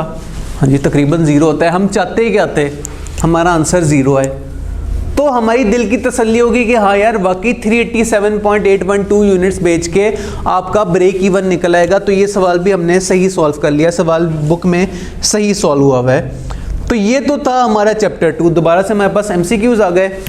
अब मैंने एक थीम ये रखी है रिवीजन सेशन की कि एक दफ़ा जो चैप्टर पूरा हो जाएगा विदाउट MCQs, हम एक पेज पे, जस्ट वन पेज पे कोशिश करेंगे कि उस पूरे पेज की, उस पूरे चैप्टर की जो हैं वो कैरेक्टरिस्टिक्स ज़रा रिव्यू कर लें। उसके बाद हमारा क्लास एंड होने तक जितना भी टाइम होगा उसमें हम टिका के प्रैक्टिस करेंगे। तो अब वो वाला पेज खोलते हैं, वन पेज जिस पे चैप्टर 2 के बातें डिस्कस हुई होंगी। तो मैं गया इस पेज पे। क्या क्या हमने बातें की चैप्टर 2 में? सबसे पहले हमने कहा कि क्वाड्रेटिक इक्वेशंस कौन सी इक्वेशंस होती हैं जिनकी डिग्री ऑफ इक्वेशन होगी 2। नंबर 2, क्वाड्रेटिक इक्वेशन की स्टैंडर्ड फॉर्म क्या होगी? ax square plus bx plus c। X square के साथ कुछ होगा, सादे x के साथ कुछ होगा और कांस्टेंट बेचारा अकेला होगा। शेप ऑफ ग्राफ किस तरह की होती है? यू शेप भी हो सकता है और इन्वर्टेड यू शेप भी हो सकती है। नंबर 4, कितने सारे तरीकों से सॉल्व कर सकते हैं हम? ये सवाल 4 तरीके हैं, factorisation, completing square, quadratic equation और चौथा तरीका कैलकुलेटर जिंदाबाद। कितने तरह की रूट्स हो सकती हैं और कैसे डिटरमिन करते हैं? या तो 0 रूट होगी या 1 रूट होगी या 2 रूट्स होंगी। ऐसा नहीं हो सकता 3 4 5 6 7 8 रूट्स हों। तो ये हमारे पास है रूट्स डिटरमिन करने का तरीका, और 4 तरीकों का आगे नाम लिखे हुए हैं। और सबसे आखिर में एप्लीकेशन फॉर दीज। ये एप्लीकेशन हमने शायद जल्दी में नहीं पढ़ी, एक दफ़ा दोबारा जाके देख लेते हैं। एप्लीकेशन वो बता रहे हैं कि क्वाड्रेटिक इक्वेशंस कहाँ कहाँ यूज़ हो सकती हैं एरिया एंड डिस्टेंस पता लगाने में। हाँ जी, हमने अभी एक एरिया एंड डिस्टेंस का सवाल देखा था कि वो कमरा पेंट करना है, 426 मीटर स्क्वायर उसका एरिया है, तो बताओ एक दीवार की लेंथ कितनी होगी। उसके बाद forecasting and progression. Forecasting progression आप आगे जाके इसी में देखेंगे। इंटरेस्ट रेट अमाउंट्स में क्वाड्रेटिक इक्वेशन यूज हो सकती हैं। Relationship between prices and products, ये एमी थ्योरी वाली चीज़ है जो मैं आपको रीड करके बता रहा हूँ। मैक्सिमम मिनिमम आप अभी चैप्टर 4 में आगे जाके देखेंगे। और क्या चीज़ें सॉल्व की जा सकती हैं? बस वो कह रहा है कि बड़ा कुछ सॉल्व किया जा सकता है जब तक जो आपके पास इक्वेशन है उसकी डिग्री 2 नहीं होती। ले जी, हमारा चैप्टर 2 हमने सारे कॉन्सेप्ट्स रिवाइज कर लिए, एक दफ़ा नहीं 2 दफ़ा कर लिए। अब जब तक क्लास ओवर नहीं हो जाती हम MCQs करेंगे। तो लेट्स स्टार्ट यूनिट 1 के MCQs से। अ क्वाड्रेटिक इक्वेशन कैन हैव, कितने सारे इंटरसेप्ट्स हो सकते हैं? 1 होगा, 2 होगा या कोई भी नहीं होगा। तो हमने कहा भाई तीनों तरह के हो सकते हैं, ऐसा भी हो सकता है कोई भी ना हो, ऐसा भी हो सकता है 1 हो, ऐसा भी हो सकता है 2। बेस्ट ऑप्शन हमारा हो जाएगा all options are possible. Next, यहाँ इसके आगे होमवर्क लिखा है। रेगुलर क्लास में मैं आप सब लोगों से कहता हूँ होमवर्क कर लो, लेकिन नहीं, हमारे पास क्लास में टाइम है, पैसे हम पूरे करेंगे आप लोगों के। होमवर्क, क्वाड्रेटिक इक्वेशन, कौन सी वाली बात सच है? Quadratic equation when plotted on a graph is always U shaped. क्या हमेशा ऐसा होगा कि यू शेप्ड ग्राफ होगा? नहीं, हमने अभी क्या पढ़ा था, यू शेप भी हो सकता है, इन्वर्टेड यू शेप भी हो सकता है। हमने कहा कि पहली बात हमें सच नहीं लग रही। Quadratic equation are always inverted U shape, झूठ, ऑलवेज नहीं होगा, कभी कभार हो भी सकता है, कभी कभार नहीं भी हो सकता। नंबर 3, क्वाड्रेटिक इक्वेशन ग्राफ पे या यू शेप्ड होंगी या इन्वर्टेड यू शेप होंगी, हाँ ये सच्ची बात है। और number 4, quadratic equation and plotted on a graph can never be inverted U shape, नहीं ये भी झूठ है। बेस्ट ऑप्शन क्या है? 3 वाला कौन सा है? ऑप्शन नंबर सी हमारा है 3। क्वाड्रेटिक इक्वेशन में से कौन सी वाली है? mx² प्लस सी, नहीं इसमें तो स्क्वायर ही कोई नहीं है, ऑप्शन ए नहीं हो सकता। ax² प्लस bx प्लस सी, हाँ ये हमें देखने में क्वाड्रेटिक इक्वेशन लग रही है। Number C, ax³ plus bx² plus C cube x⁻3, नहीं ये क्वाड्रेटिक इक्वेशन नहीं है, क्यूबिक इक्वेशन है। ऑप्शन सी भी कैंसिल हो गया, पीछे क्या बचा? Option B best option. Next, quadratic equation वो वाली इक्वेशन होती है जिसमें डिग्री ऑफ वेरिएबल क्या होती है? (2) x² होना चाहिए। Next, number of real roots for the quadratic equation. अब याद करें वो b² माइनस 4ac वाला फॉर्मूला, वो लगा के देखते हैं। ये हमें कैलकुलेट करना पड़ेगा, कर लेते हैं। क्या इक्वेशन है? 3x² plus 2x plus 1 equal to 0। या तो हमारे पास ग्राफ गिवन होता है, हमारे पास ग्राफ नहीं है, या तो हमारे पास टेबल होता है, हमारे पास टेबल भी नहीं है। अब क्या करें, हमारे पास एक ही ऑप्शन पीछे बचा है, b² माइनस 4ac। b² भाई क्या है? b अगर 2 है तो 2² क्या होगा? 4 माइनस 4 इंटू a क्या है? x² के साथ क्या लिखा है? 3। 4 इंटू 3 इंटू c क्या है? c 1 है। 4 माइनस 4 3 ज़ा 12, 4 minus 12 minus 8, minus 8 positive number होता है, नेगेटिव नंबर होता है या जीरो नंबर होता है? नेगेटिव नंबर होता है। नेगेटिव नंबर के केस में हमने क्या पढ़ा था? कितनी सारी रूट्स होंगी? 0, कोई भी रूट नहीं होगी। हमारा ऑप्शन है नन ऑफ दीज। अगली एग्जाम्पल देखने में सेम लग रही है, क्या पॉजिटिव 3 है, नेगेटिव 3 है। नेगेटिव 3 के आने से हमारी सेहत पे क्या असर पड़ा? यहां -3 लिखा जाएगा, तो ये 4 3 ज़ा माइनस 3 ज़ा माइनस 12 आ जाएगा। 4 इंटू 4 माइनस 12 प्लस आ जाएगा, आंसर आ जाएगा 2020। क्या 2020 पॉजिटिव नंबर होता है? हम कहेंगे कि यार इसकी ना एग्जैक्ट 2 रूट्स होंगी। क्या 2 रूट्स कोई ऑप्शन है? हाँ जी, TWO2 ये 2 रूट्स एक ऑप्शन है। उससे अगला x² प्लस 2x प्लस 1 की नंबर ऑफ रूट्स बता दो, देख लेते हैं। b हमारे पास क्या है? b हमारे पास 2 है तो स्क्वायर होके हो जाएगा ये 4 माइनस 4 इंटू a क्या है? 1 इंटू c क्या है? 1। 4 माइनस क्या होता है? तो जब 0 हो तो कितनी रूट्स होती हैं? नहीं, जब 0 हो तो एक रूट होती है, माइनस में हो तो कोई रूट नहीं होती। हमने कहा कि यार इसकी एक रूट होगी, ऑप्शन ए कहता है कि 1 root. Which of the following statement is are correct? इनमें से कौन सी बात सच्ची है? क्वाड्रेटिक इक्वेशन की हमेशा 2 रूट्स होंगी, नहीं झूठ है, हमेशा नहीं हुई, कभी कभार हो सकती है। क्वाड्रेटिक इक्वेशन की हमेशा 2 रूट, अच्छा ऊपर इक्वल लिखा था या इक्वल नहीं लिखा? हमने कहा यार जब 2 ही नहीं हो सकती तो इक्वल हो या ना हो क्या फर्क पड़ता है? ऑप्शन बी भी फर्क है। अब क्वाड्रेटिक इक्वेशन में ऑलवेज हैव 1 रूट, झूठ। वो कह रहा है, ऑलवेज का वर्ड हमेशा फंसा देता है, वो कहता है कि हमेशा 2 रूट्स होंगे। हमने कहा नहीं, हमेशा नहीं, ऐसा हो सकता है 2 रूट्स हो, ऐसा हो सकता है 1 रूट हो। हमारे लिए बेस्ट ऑप्शन अभी तक कोई नहीं निकला। नंबर 4 भी पढ़ लेते हैं। क्वाड्रेटिक इक्वेशन की या तो 1 रूट होगी या 2 रूट होंगी, आइदर। ये बात को दिल को लग रही है, हाँ 1 भी हो सकती है, 2 भी हो सकती है। बेस्ट ऑप्शन हमारा डी होगा, मतलब पॉइंट नंबर 4 होगा। पॉइंट नंबर 4 कहाँ है? सही है, 1 में, 1 एंड 2 में या उसमें। तो हमारे पास इनमें से बेस्ट ऑप्शन है ये पॉइंट नंबर 4, ये वाली लाइन सच है कि इट विल हैव आइदर 1 और 2 रूट्स। नेक्स्ट, इनमें से कौन सी बात सच्ची है? एक से ज्यादा बातें सच्ची हैं। रूट्स ऑफ क्वाड्रेटिक इक्वेशन के नेवर बी नेगेटिव। क्या ऐसा हो सकता है x इक्वल टू -4 निकला है? हाँ जी हो सकता है। रूट्स ऑफ क्वाड्रेटिक इक्वेशन के नेवर बी पॉजिटिव, झूठ। ऐसा हो सकता है कि पॉजिटिव नंबर हो। One root of quadratic equation is always 0, नहीं, ऐसा कोई बात नहीं है। A quadratic equation can have no real roots, हाँ बात सच है, ऐसा हो सकता है कि कोई रूट ना हो। ऐसा भी हो सकता है कि 1 हो, ऐसा भी हो सकता है 2, और ऐसा भी हो सकता है कि 1 भी ना हो। तो बेस्ट आंसर क्या है? ये भी बात सच है और सिर्फ यही बात सच है, that is our best option. Next, quadratic equation will always intersect x axis, नहीं ऐसा नहीं है। थोड़ी सी अपने दिल की तसल्ली के लिए वापस जाके ये वाली डायग्राम देखते हैं, ये वाली। कितने एक्स इंटरसेप्ट है? एक भी नहीं। कितने एक्स इंटरसेप्ट है? एक। कितने एक्स इंटरसेप्ट हैं? 2। तो ऐसा हो सकता है कि एक भी ना हो और ऐसा भी हो सकता है कि 2 हो। तो ये जो बात है कि will have a quadratic equation will always intersect axis, नहीं, कर भी सकती है नहीं भी कर सकती है, ऑप्शन ये वाला कैंसिल हो गया। ग्राफ ऑफ क्वाड्रेटिक इक्वेशन में इंटरसेक्ट एक्स एक्सिस, ऐसा हो सकता है कि ग्राफ एक्स एक्सिस इंटरसेक्ट करें, हाँ हमें सच लग रहा है, ऐसा हो सकता है। क्वाड्रेटिक इक्वेशन में ऑलवेज हैव, मैंने अभी क्या कहा था, ऑलवेज का वर्ड ना फंसा देता है। Always will have two x intercept, कोई चक्कर नहीं, हमेशा 2 नहीं होंगी, हो सकता है 2 हो और ऐसा हो सकता है कि 2 ना हो। Graph of quadratic equation will never have 2x intercept, नहीं, ऐसा हो सकता है कि 2 इंटरसेप्ट हो। तो बेस्ट ऑप्शन हमें ये लग रहा है कि ग्राफ ऑफ क्वाड्रेटिक इक्वेशन में इंटरसेक्ट एक्सिस, ऐसा हो सकता है कि ना हो और ऐसा भी हो सकता है कि हो।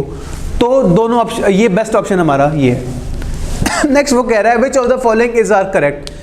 Graph of quadratic equation always have negative slope, भाई कैसी बातें कर रहे हो, स्लोप तो होता ही नहीं।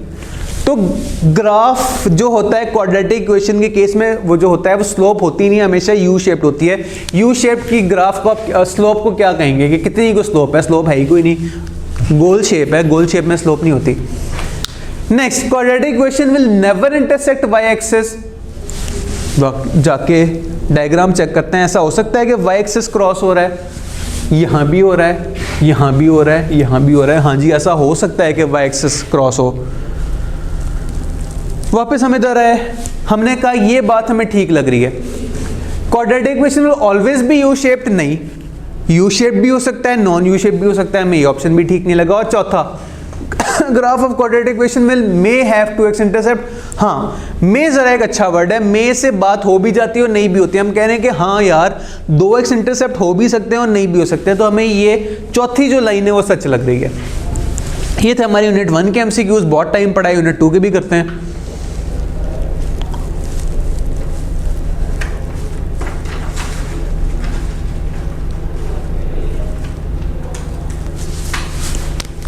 For the profit function p is equal to -q square plus 17q minus 42, ऐसा करें ब्रेक इवन पॉइंट्स निकालने। कैलकुलेटर जिंदाबाद, ये कैलकुलेटर पे आप सॉल्व करेंगे आंसर आ जाएगा, करें जरा।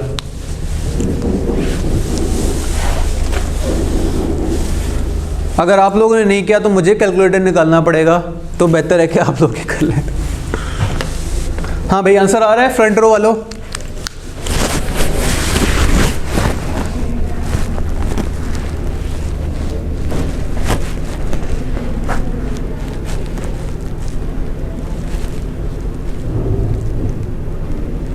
x1 3 and x2 14।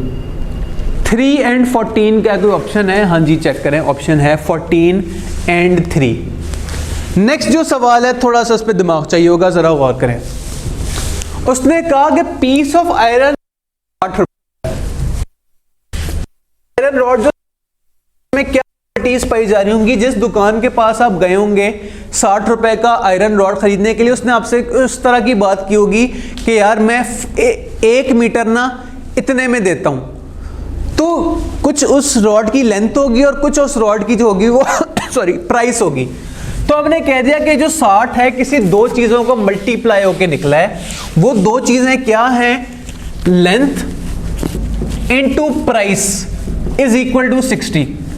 होपफुली ये लॉजिक क्लियर होगी कि भाई 60 कैसे आया, लेंथ मल्टीप्लाई बाय प्राइस है। वो इस तरह कह सकता था कि यार मैं 1 मीटर ना 10 रुपए में देता हूं। तो इस केस में आपकी जो होती, अगर 10 रुपए का 1 मीटर है तो कितने मीटर की ये रॉड होगी? अगर 60 रुपए की है तो जाहिर सी बात है 6 मीटर की रॉड होगी, लेकिन 10 हमने एम ही अज्यूम किया था, 10 आंसर नहीं है, मैं जिस कॉन्सेप्ट के लिए कह रहा था।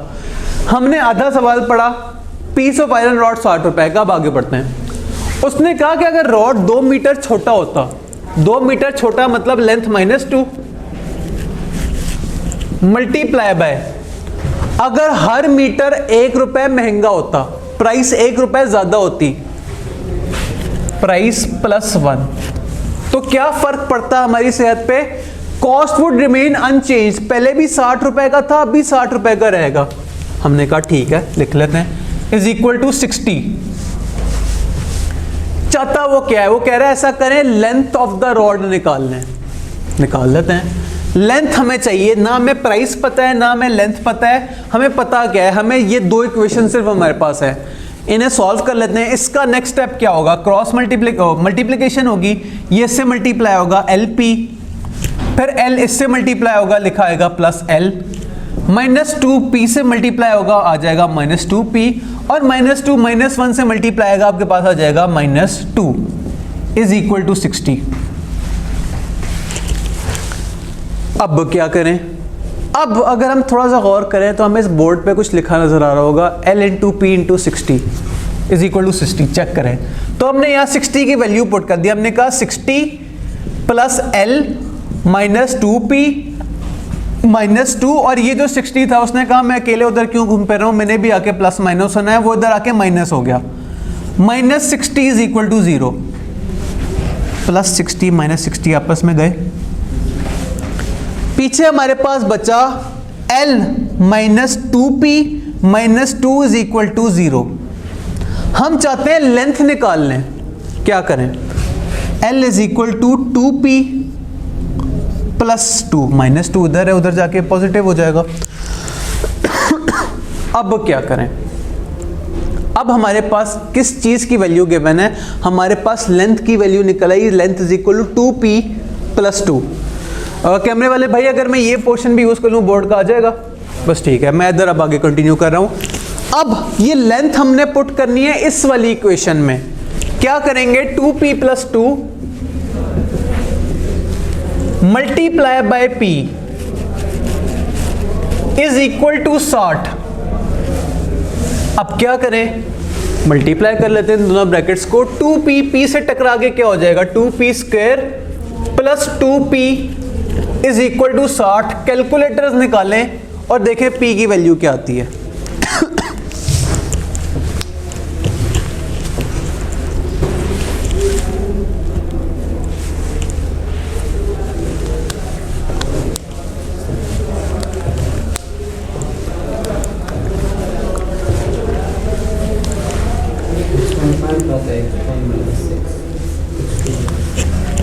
-6 और 5। अब हमें पता है कि प्राइस -6 तो हो नहीं सकती, तो हमने -6 को इग्नोर किया। 5 रुपए पर जो है मीटर, ये बात समझ में आती है। हमने कहा जरूर ये जो है वो प्राइस होगी। अब सवाल हमसे चाहता क्या था? क्या उसने हमसे प्राइस पूछी है? नहीं, वो तो कह रहा है ऐसा करो लेंथ निकाल दो। लेंथ कैसे निकलेगी? हमें पता है L × P is equal to 7, तो L × 5, अभी हमें पता चला है कि प्राइस 5 रुपए है। अगर L × 5 60 है तो L हम कैसे निकालेंगे? 5 divided by 60, length is equal to 12 metre. क्या 12 मीटर कोई ऑप्शन है? यस, हमने कहा, हमने बड़ी लंबी चौड़ी कैलकुलेशन की और आखिर में हम पहुंचे कि भाई 12 मीटर की जो है वो रॉड है। 12 मीटर की रॉड है, 5 रुपए पर मीटर है। 12 5 60 होता है। हाँ जी होता है। 60 रुपए आपको पड़ेगा अगर इतने मीटर की रॉड आपको इतने रेट पे मिल रही होती तो। Next, 3 times the square of a number added to 7 times the number results in 26। बहुत इजी। करना क्या है? बस जो वो कह रहा है ना वो लिख लेना है। लिख लेते हैं।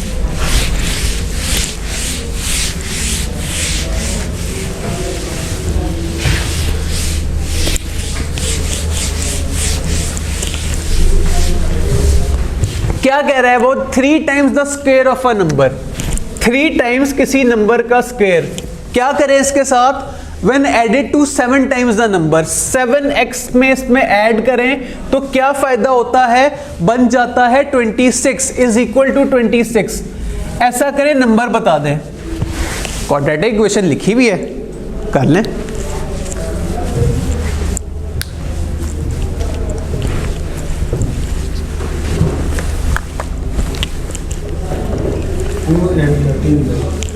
टू एंड 13 क्या कोई ऑप्शन है? 13/3, 2/13/3 आपका बेस्ट ऑप्शन बन रहा है डी।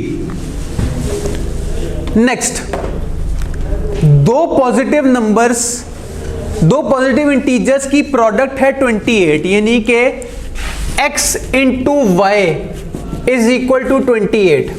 अच्छा, और and when added together the result is 11, x plus y is equal to 11। क्या चाहता है वो? ऐसा करें, इंटीजर्स निकालने। अब एक इंपॉर्टेंट बात, सवाल भी सॉल्व करेंगे, एक मुझे नसीहत याद आ गई, वो ये कि एमसीक्यू सॉल्व करने के होते हैं दो तरीके, याद रखिएगा।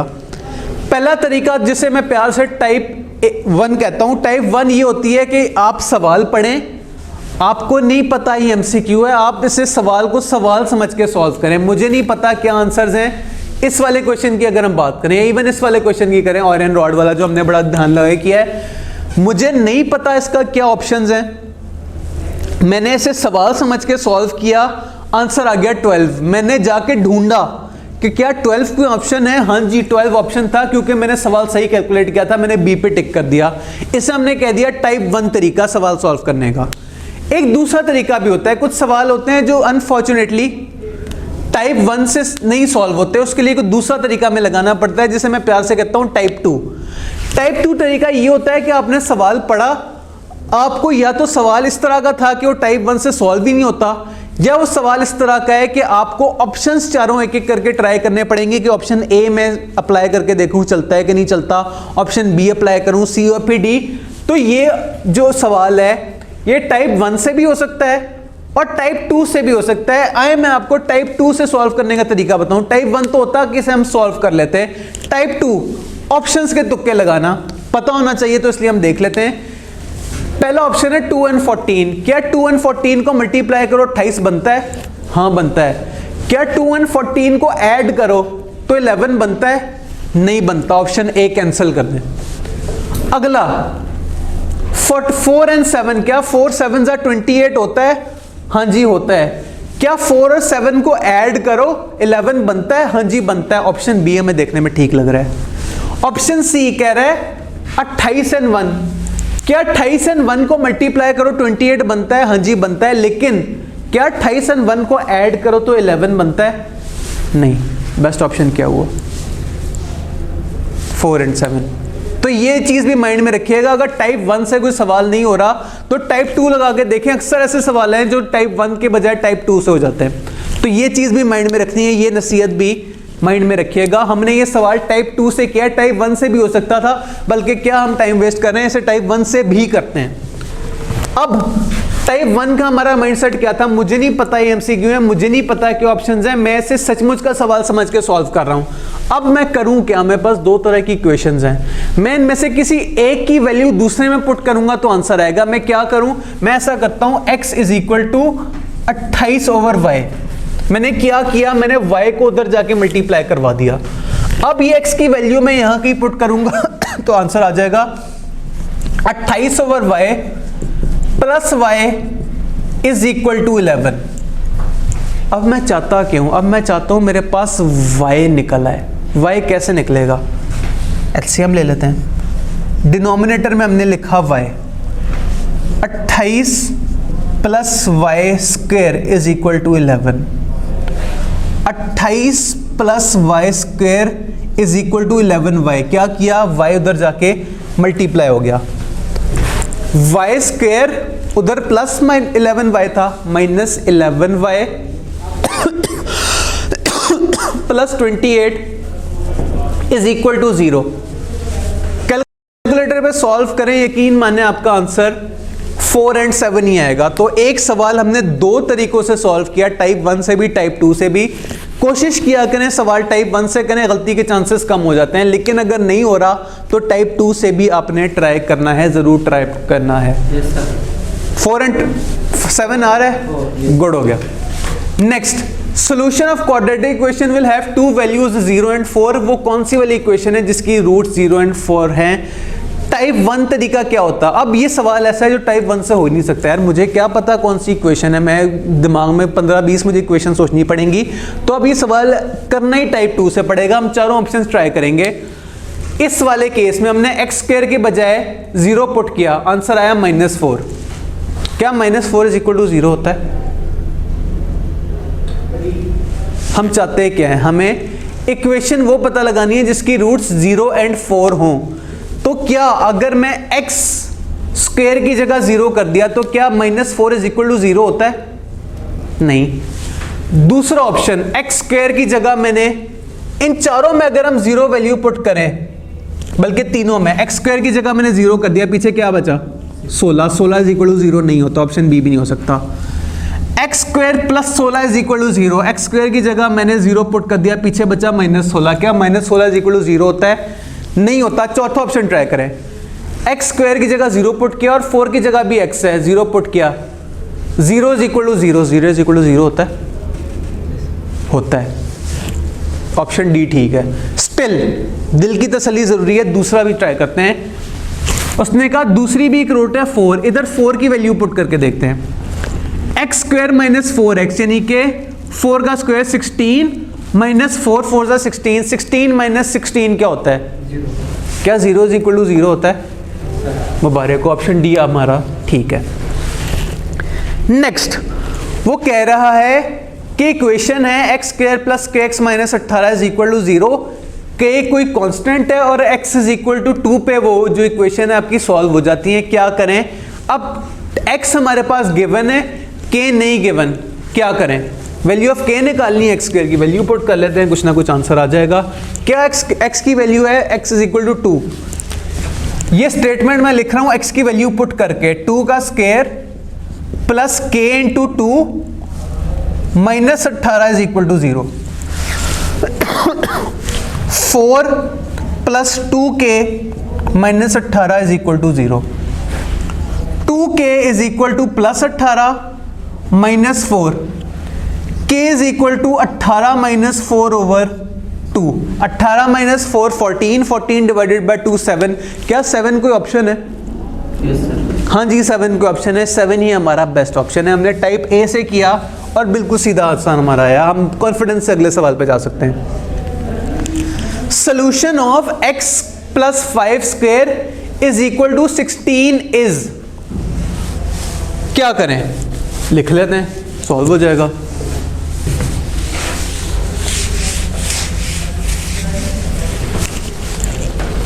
टाइम है हमारे पास? हाँ जी है, 20 मिनट पड़े हैं अभी।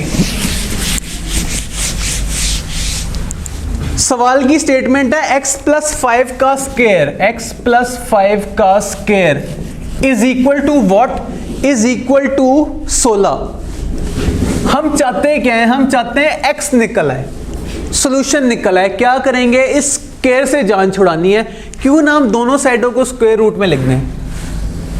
स्क्वायर रूट x प्लस 5 का स्क्वायर, और खैर बीच में हल्का सा गैप भी देना पड़ेगा, दूसरी स्क्वायर रूट 16। x प्लस 5, ये वाला स्क्वायर इस वाले स्क्वायर से कैंसिल, पीछे हमारे पास बचा x प्लस 5। दूसरी साइड पे क्या चल रहा है? 16 का स्क्वायर रूट होता है प्लस माइनस 4। अब क्या करें? अब एक जगह ये जो 5 है उधर जाके प्लस हो रहा है, इससे अगर हम आसानी से लिखें तो लिखा जाएगा 4 माइनस 5 और x is equal to -4 minus 5। क्या बनेगा? -1 और -9। क्या इस तरह के कोई ऑप्शंस हैं? -1 और -9। तो हाँ जी, -1 और -9 आंसर्स हैं। Next, given that 8x square minus 2xy minus 3y square is equal to 0, then y in term of x is. थोड़ा सा डिफरेंट सवाल, थोड़ा सा दिमाग यूज करें। क्या वो क्या आ रहा है? वो कह रहा है y निकाल दें इन टर्म्स ऑफ x। आप y को x समझ के सॉल्व करें। कैसे कर सकते हैं? पहले मैं स्टेटमेंट एज इट इज लिख रहा हूं। एज इट इज क्या स्टेटमेंट है? 8 square minus 2xy minus 3y square is equal to 0। सवाल कहता है y को x समझ लो। मैंने कहा ठीक है यार, y को x मैंने समझ लिया। माइनस 3x स्क्वायर, मैंने y की जगह x लिख दिया, माइनस 2। अब x को y समझना है, y को x समझना है, ये सेम हो जाएगा 2yx। यहां y तो है ही नहीं, तो ये से हम कांस्टेंट हम कंज्यूम करेंगे कि x स्क्वायर हमने कह दिया माइनस 8। x को y समझ के सॉल्व करना था, तो यहां y है ही कुछ नहीं, हमने कह दिया ये सिंपल कांस्टेंट है। अब इसे, बल्कि यहां आपको लिखना चाहिए था माइनस 2x माइनस 8, इसका कांस्टेंट जो है वो गायब हो गया। अब इसे क्वाड्रेटिक इक्वेशन समझ के सॉल्व कर लें, आपका आंसर आ जाएगा।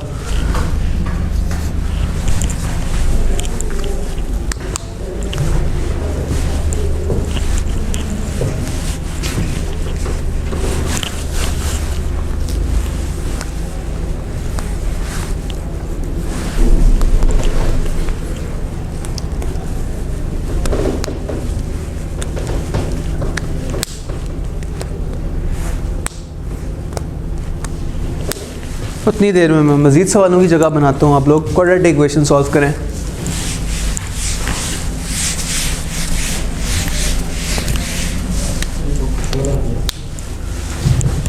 ऐसे मौके पे मैं कहूँगा कैलकुलेटर दिखाएं, अगर आपका कैलकुलेटर नहीं मान रहा तो। मैंने कैलकुलेटर पकड़ा, मैंने एक्स स्क्वायर की वैल्यू क्या पुट की? -3। मैंने सिंपल एक्स की क्या वैल्यू पुट की? -2। और ओहो ये +8 है। नहीं खैर गलती मेरी भी है, तो अभी भी सही नहीं आ रहा। क्यों नहीं सही आ रहा? हमने कुछ सही नहीं लिखा। -3 ले जी, आंसर आया -2 और 4/3। -2 और 4/3 क्या कोई ऑप्शन है? हाँ जी, -2 तो तीनों जगह है, 4/3 किधर है? 4/3 ये रहा। लेकिन एक मिनट, ये भी 4/3, ये भी 4/3 है। बेस्ट ऑप्शन क्या हुआ? x हमेशा न्यूमरेटर में आता है, तो this is our best option, 4x/3 and -2x। यहाँ से आगे लिखा है होमवर्क। अगर रेगुलर क्लास होती मैं कहता आज के लिए बहुत है, लेकिन नहीं, हम रिवीजन मोड में, हमने अभी फ़िलहाल कोई ब्रेक नहीं लगानी, अभी भी हमारे पास 20 मिनट तकरीबन पड़े। प्रॉफिट फंक्शन एक कंपनी का इतना सारा है, -0.05x square plus 4x minus 30। ऐसा करें, बता दें कितना फ़ायदा होगा कंपनी को अगर वो 25 यूनिट सेल करती है। करना क्या है? x के बजाय 25 लिख दें। लिखें -0.05 इंटू 25 का स्क्वायर प्लस 4 इंटू 25 माइनस 30। ले जी, मेरा आंसर तो आ गया। करें करें, कोई मसला नहीं, आप लोग भी करें। करना क्या है? एक्स स्क्वायर की जगह और एक्स की जगह आपने लिख देना है 25, क्योंकि सवाल कह रहा है कि 25 यूनिट्स हैं टोटल।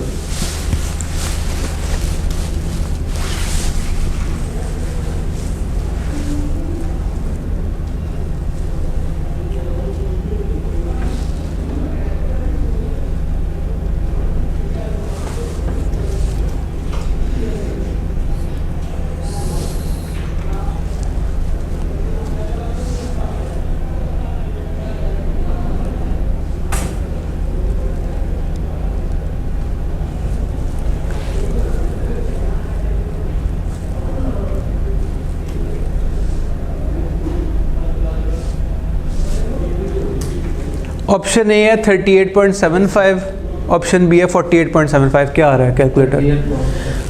मेरे कैलकुलेटर पे भी लिखा है 38.75, तो ऑप्शन नंबर ए जो है वो हमारा बेस्ट है।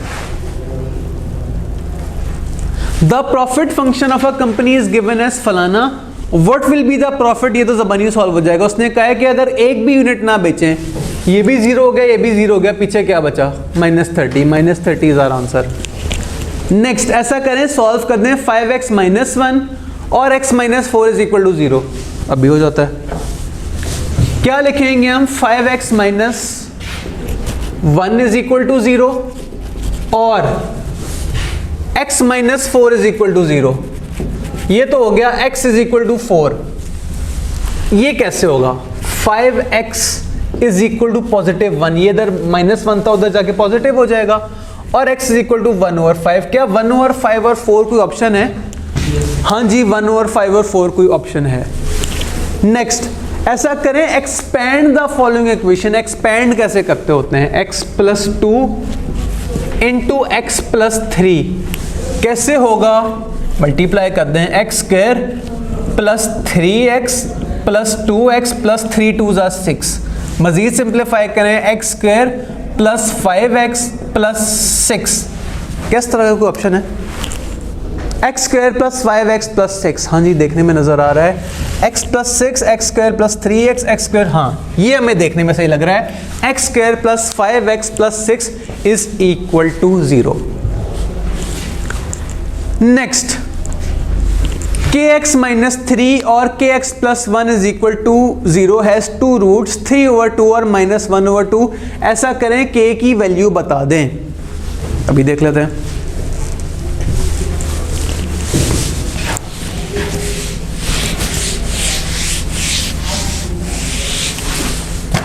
हमारी दो रूट्स हैं, kx - 3 इज इक्वल टू 0 और kx + 1 is equal to 0। Roots इसकी क्या है? 3/2। तो हमें इसे 0 नहीं लिखना चाहिए, हमें 3/2 लिखना चाहिए, या हमें लिखना चाहिए -1/2। तो बारी बारी ट्राई कर लेते हैं, 3/2 और फिर -1/2। 3/2 देखते हैं कहाँ कहाँ हमारा जो है वो सॉल्व हो रहा है। वैल्यू ऑफ k हमें निकालनी है, बल्कि सॉरी थोड़ा सा इशू हुआ है, 0 को नहीं काटना, x की हमने वैल्यू पुट करनी है। kx - 3 है, मैंने x नहीं लिखा था इसलिए हल्की सी कंफ्यूजन हुई। हम चाहते हैं क्या है? हम चाहते हैं वैल्यू ऑफ k निकले। तो x की वैल्यू हम पुट करेंगे 3/2, k into 3/2 -3 is equal to 0। क्या ऐसा है?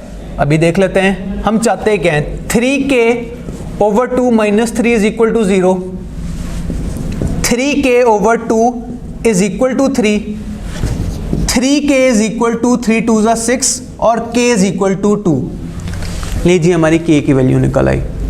स्टिल कहीं ऐसा ना हो कि x से ज़्यादा वैल्यूज़ पे k इज इक्वल टू 2 आ रहा हो। मज़ीद दिल की तसल्ली करना चाहेंगे? हाँ जी कर लेते हैं। -1/2 पुट करके देखते हैं। k into -1/2 -3 is equal to 0। क्या किया हमने? x की दूसरी वैल्यू पुट करके देखी जो कि थी -1/2। अब क्या करें? मल्टीप्लाई करते हैं। -k/2 -3 is equal to 0। Next step क्या होगा? 3 जो -3 उधर जाके पॉजिटिव हो जाएगा। -k/2 is equal to +3। -k/2 is equal to 2 3 = 6। -k is equal to 6 आ गया। ओहो, अब क्या करें? क्या हमने कोई गलती की है या हमारी रूट खराब है? तो kx + 1 था, सॉरी kx -3 था, हमने x की वैल्यू पुट करनी थी। हमने x की वैल्यू क्या सही पुट की है? kx + 1। k हमने इसी में पुट की वैल्यू, तो हमें kx + 1 में वैल्यू पुट करनी चाहिए थी। उधर भी करके देख लेते हैं।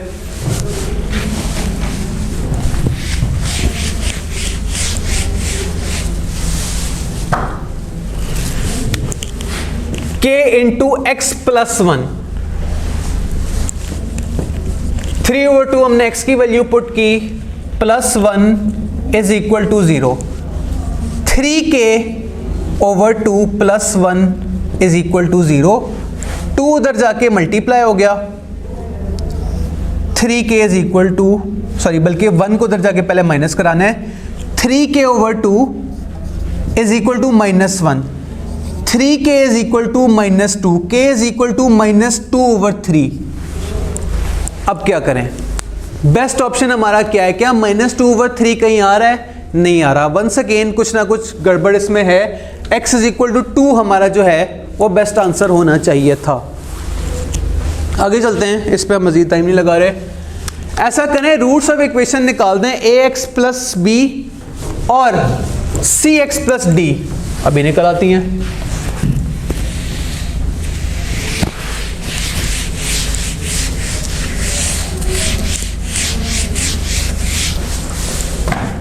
क्या लिखा है? ax plus b is equal to 0, और हमारे पास लिखा है cx plus d is equal to 0। x निकालना चाहते हैं हम, कैसे निकलेगा? ax is equal to minus b, cx is equal to minus d. जो x के अलावा वाली फिगर्स है वो दूसरी साइड पे जाके हो गई माइनस। नेक्स्ट स्टेप क्या होगा? x is equal to minus B over A, x is equal to minus D over C. कैसे मिलता जुलता कोई ऑप्शन है? माइनस बी ओवर ए और माइनस डी ओवर सी। तो हाँ जी, माइनस बी ओवर ए भी है और माइनस डी ओवर सी भी है। बेस्ट ऑप्शन हमारा ए। नेक्स्ट सवाल एक टाइप 2 सवाल है, टाइप 1 से भी हो सकता है लेकिन उसमें हमें ज़्यादा टाइम लगेगा। टाइप 2 इसको ज़रा देखें। सवाल क्या क्या आ रहा है? के x square plus 2k square plus 2k square x plus के इज इक्वल टू 0। ऐसा करें, possible values of k and k square बता दें। अगर हम टाइप 1 करते हैं तो हमें सॉल्व करना पड़ता। टाइप 2 बड़ा इजी है। वो कह रहा है कि k और k स्क्वायर निकाल दें। k और k स्क्वायर का आपस में क्या रिश्ता है? स्क्वायर का। k को स्क्वायर करो तो k स्क्वायर आ जाता है। इनमें से कौन सा ऐसा ऑप्शन है जहां स्क्वायर का रिश्ता है? क्या 1 का स्क्वायर 3 होता है? नहीं होता। क्या 2 का स्क्वायर 5 होता है? नहीं होता। क्या 2 का स्क्वायर 3 होता है? नहीं होता। लेकिन क्या 2 का स्क्वायर 4 होता है? यस होता है। बेस्ट आंसर है 2 एंड 4। कंपेयर करें 5x square plus 3x minus 6 को इस वाली इक्वेशन की स्टैंडर्ड फॉर्म से, और a b और c की वैल्यू बता दें। यार सीधी तो सवाल ही नहीं आ सकता। a की वैल्यू क्या है? x स्क्वायर 5, b की वैल्यू क्या है? 3, c की वैल्यू क्या है? माइनस 6। क्या 5 3 और माइनस 6 को ऑप्शन है? हाँ जी, 5 3 और माइनस 6 को ऑप्शन है। नेक्स्ट वही चीज़ दोबारा, बस कहीं कहीं माइनस लिखा है। वो कह रहा है ABC निकाल दें। A आपके पास है -5, B आपके पास है -3, C आपके पास है -3। क्या इस तरह का ऑप्शन है? हाँ जी, चेक करें। -5 -3 -6। और आखिरी सवाल, और क्लास के आखिरी 5 मिनट में। क्या बात है, टाइमिंग अच्छी थी आज हमारी। सॉल्व करें। x स्क्वायर डिवाइडेड बाय है क्या? सॉरी मुझे भी थोड़ा धुंधला नजर आ रहा है। x square plus 7x plus 12 is equal to 0 से सॉल्व कर दें। आखिरी सवाल इंतहाई ईजी, सॉल्व कर लेते हैं। क्वाड्रेटिक इक्वेशन है, रेस लगाते हैं। जो पहले लगाया, जो पहले आंसर निकाल गया वो gym winner. x square plus 7x plus 12, भाई मेरा आ गया है -3 एंड -4। ऐसा ही है। ले जी, ये था हमारी ओरिएंटेशन और चैप्टर 2 जी। 16 नंबर MCQ नहीं हुआ। A B और C की वैल्यू बता दें। A B और C की वैल्यू कैसे निकलेगी? आपने अभी, हमने जब चैप्टर स्टार्ट किया था तभी हमने इस तरह की बातें स्टार्ट कर दी थी कि स्टैंडर्ड फॉर्म इक्वेशन की कुछ ऐसे होती है। ax square plus bx plus c is equal to 0। वो कह रहा है ABC निकाल दें। तो जो x स्क्वायर के साथ जो फिगर अटैच होती है वो आपका a होता है। x स्क्वायर के साथ क्या लगा हुआ है? 5 लगा हुआ है। फिर वो कहता है b निकाल दो। b, x सादे x के साथ क्या लगा हुआ है? 3। हमने कह दिया 3 हमारा b है। फिर वो कह रहा है कांस्टेंट बता दो क्या है? कांस्टेंट बेचारा हमारा -6 है। तो 5 3 और -6 should be our best answer. मुझे आप लोग काइंडली जो आपका व्हाट्सएप ग्रुप है उधर एक मैसेज करके टैग करके कह दीजिएगा कि शेयर कर दें हमारे साथ प्रैक्टिस मटेरियल और व्हाट्सएप ग्रुप का लिंक जहां सिर्फ QM की बातें होती हैं। तो इंशाल्लाह क्लास के बाद वाली जो प्रैक्टिस है उसमें आप मुझे वहां रब्ता कर सकेंगे। इंशाल्लाह कल मिलते हैं चैप्टर 1 के साथ। यही हमारा पैटर्न रहेगा, यही टाइम होगा, इसी तरह की वीडियो होगी। कल तक के लिए अल्लाह हाफ़िज़।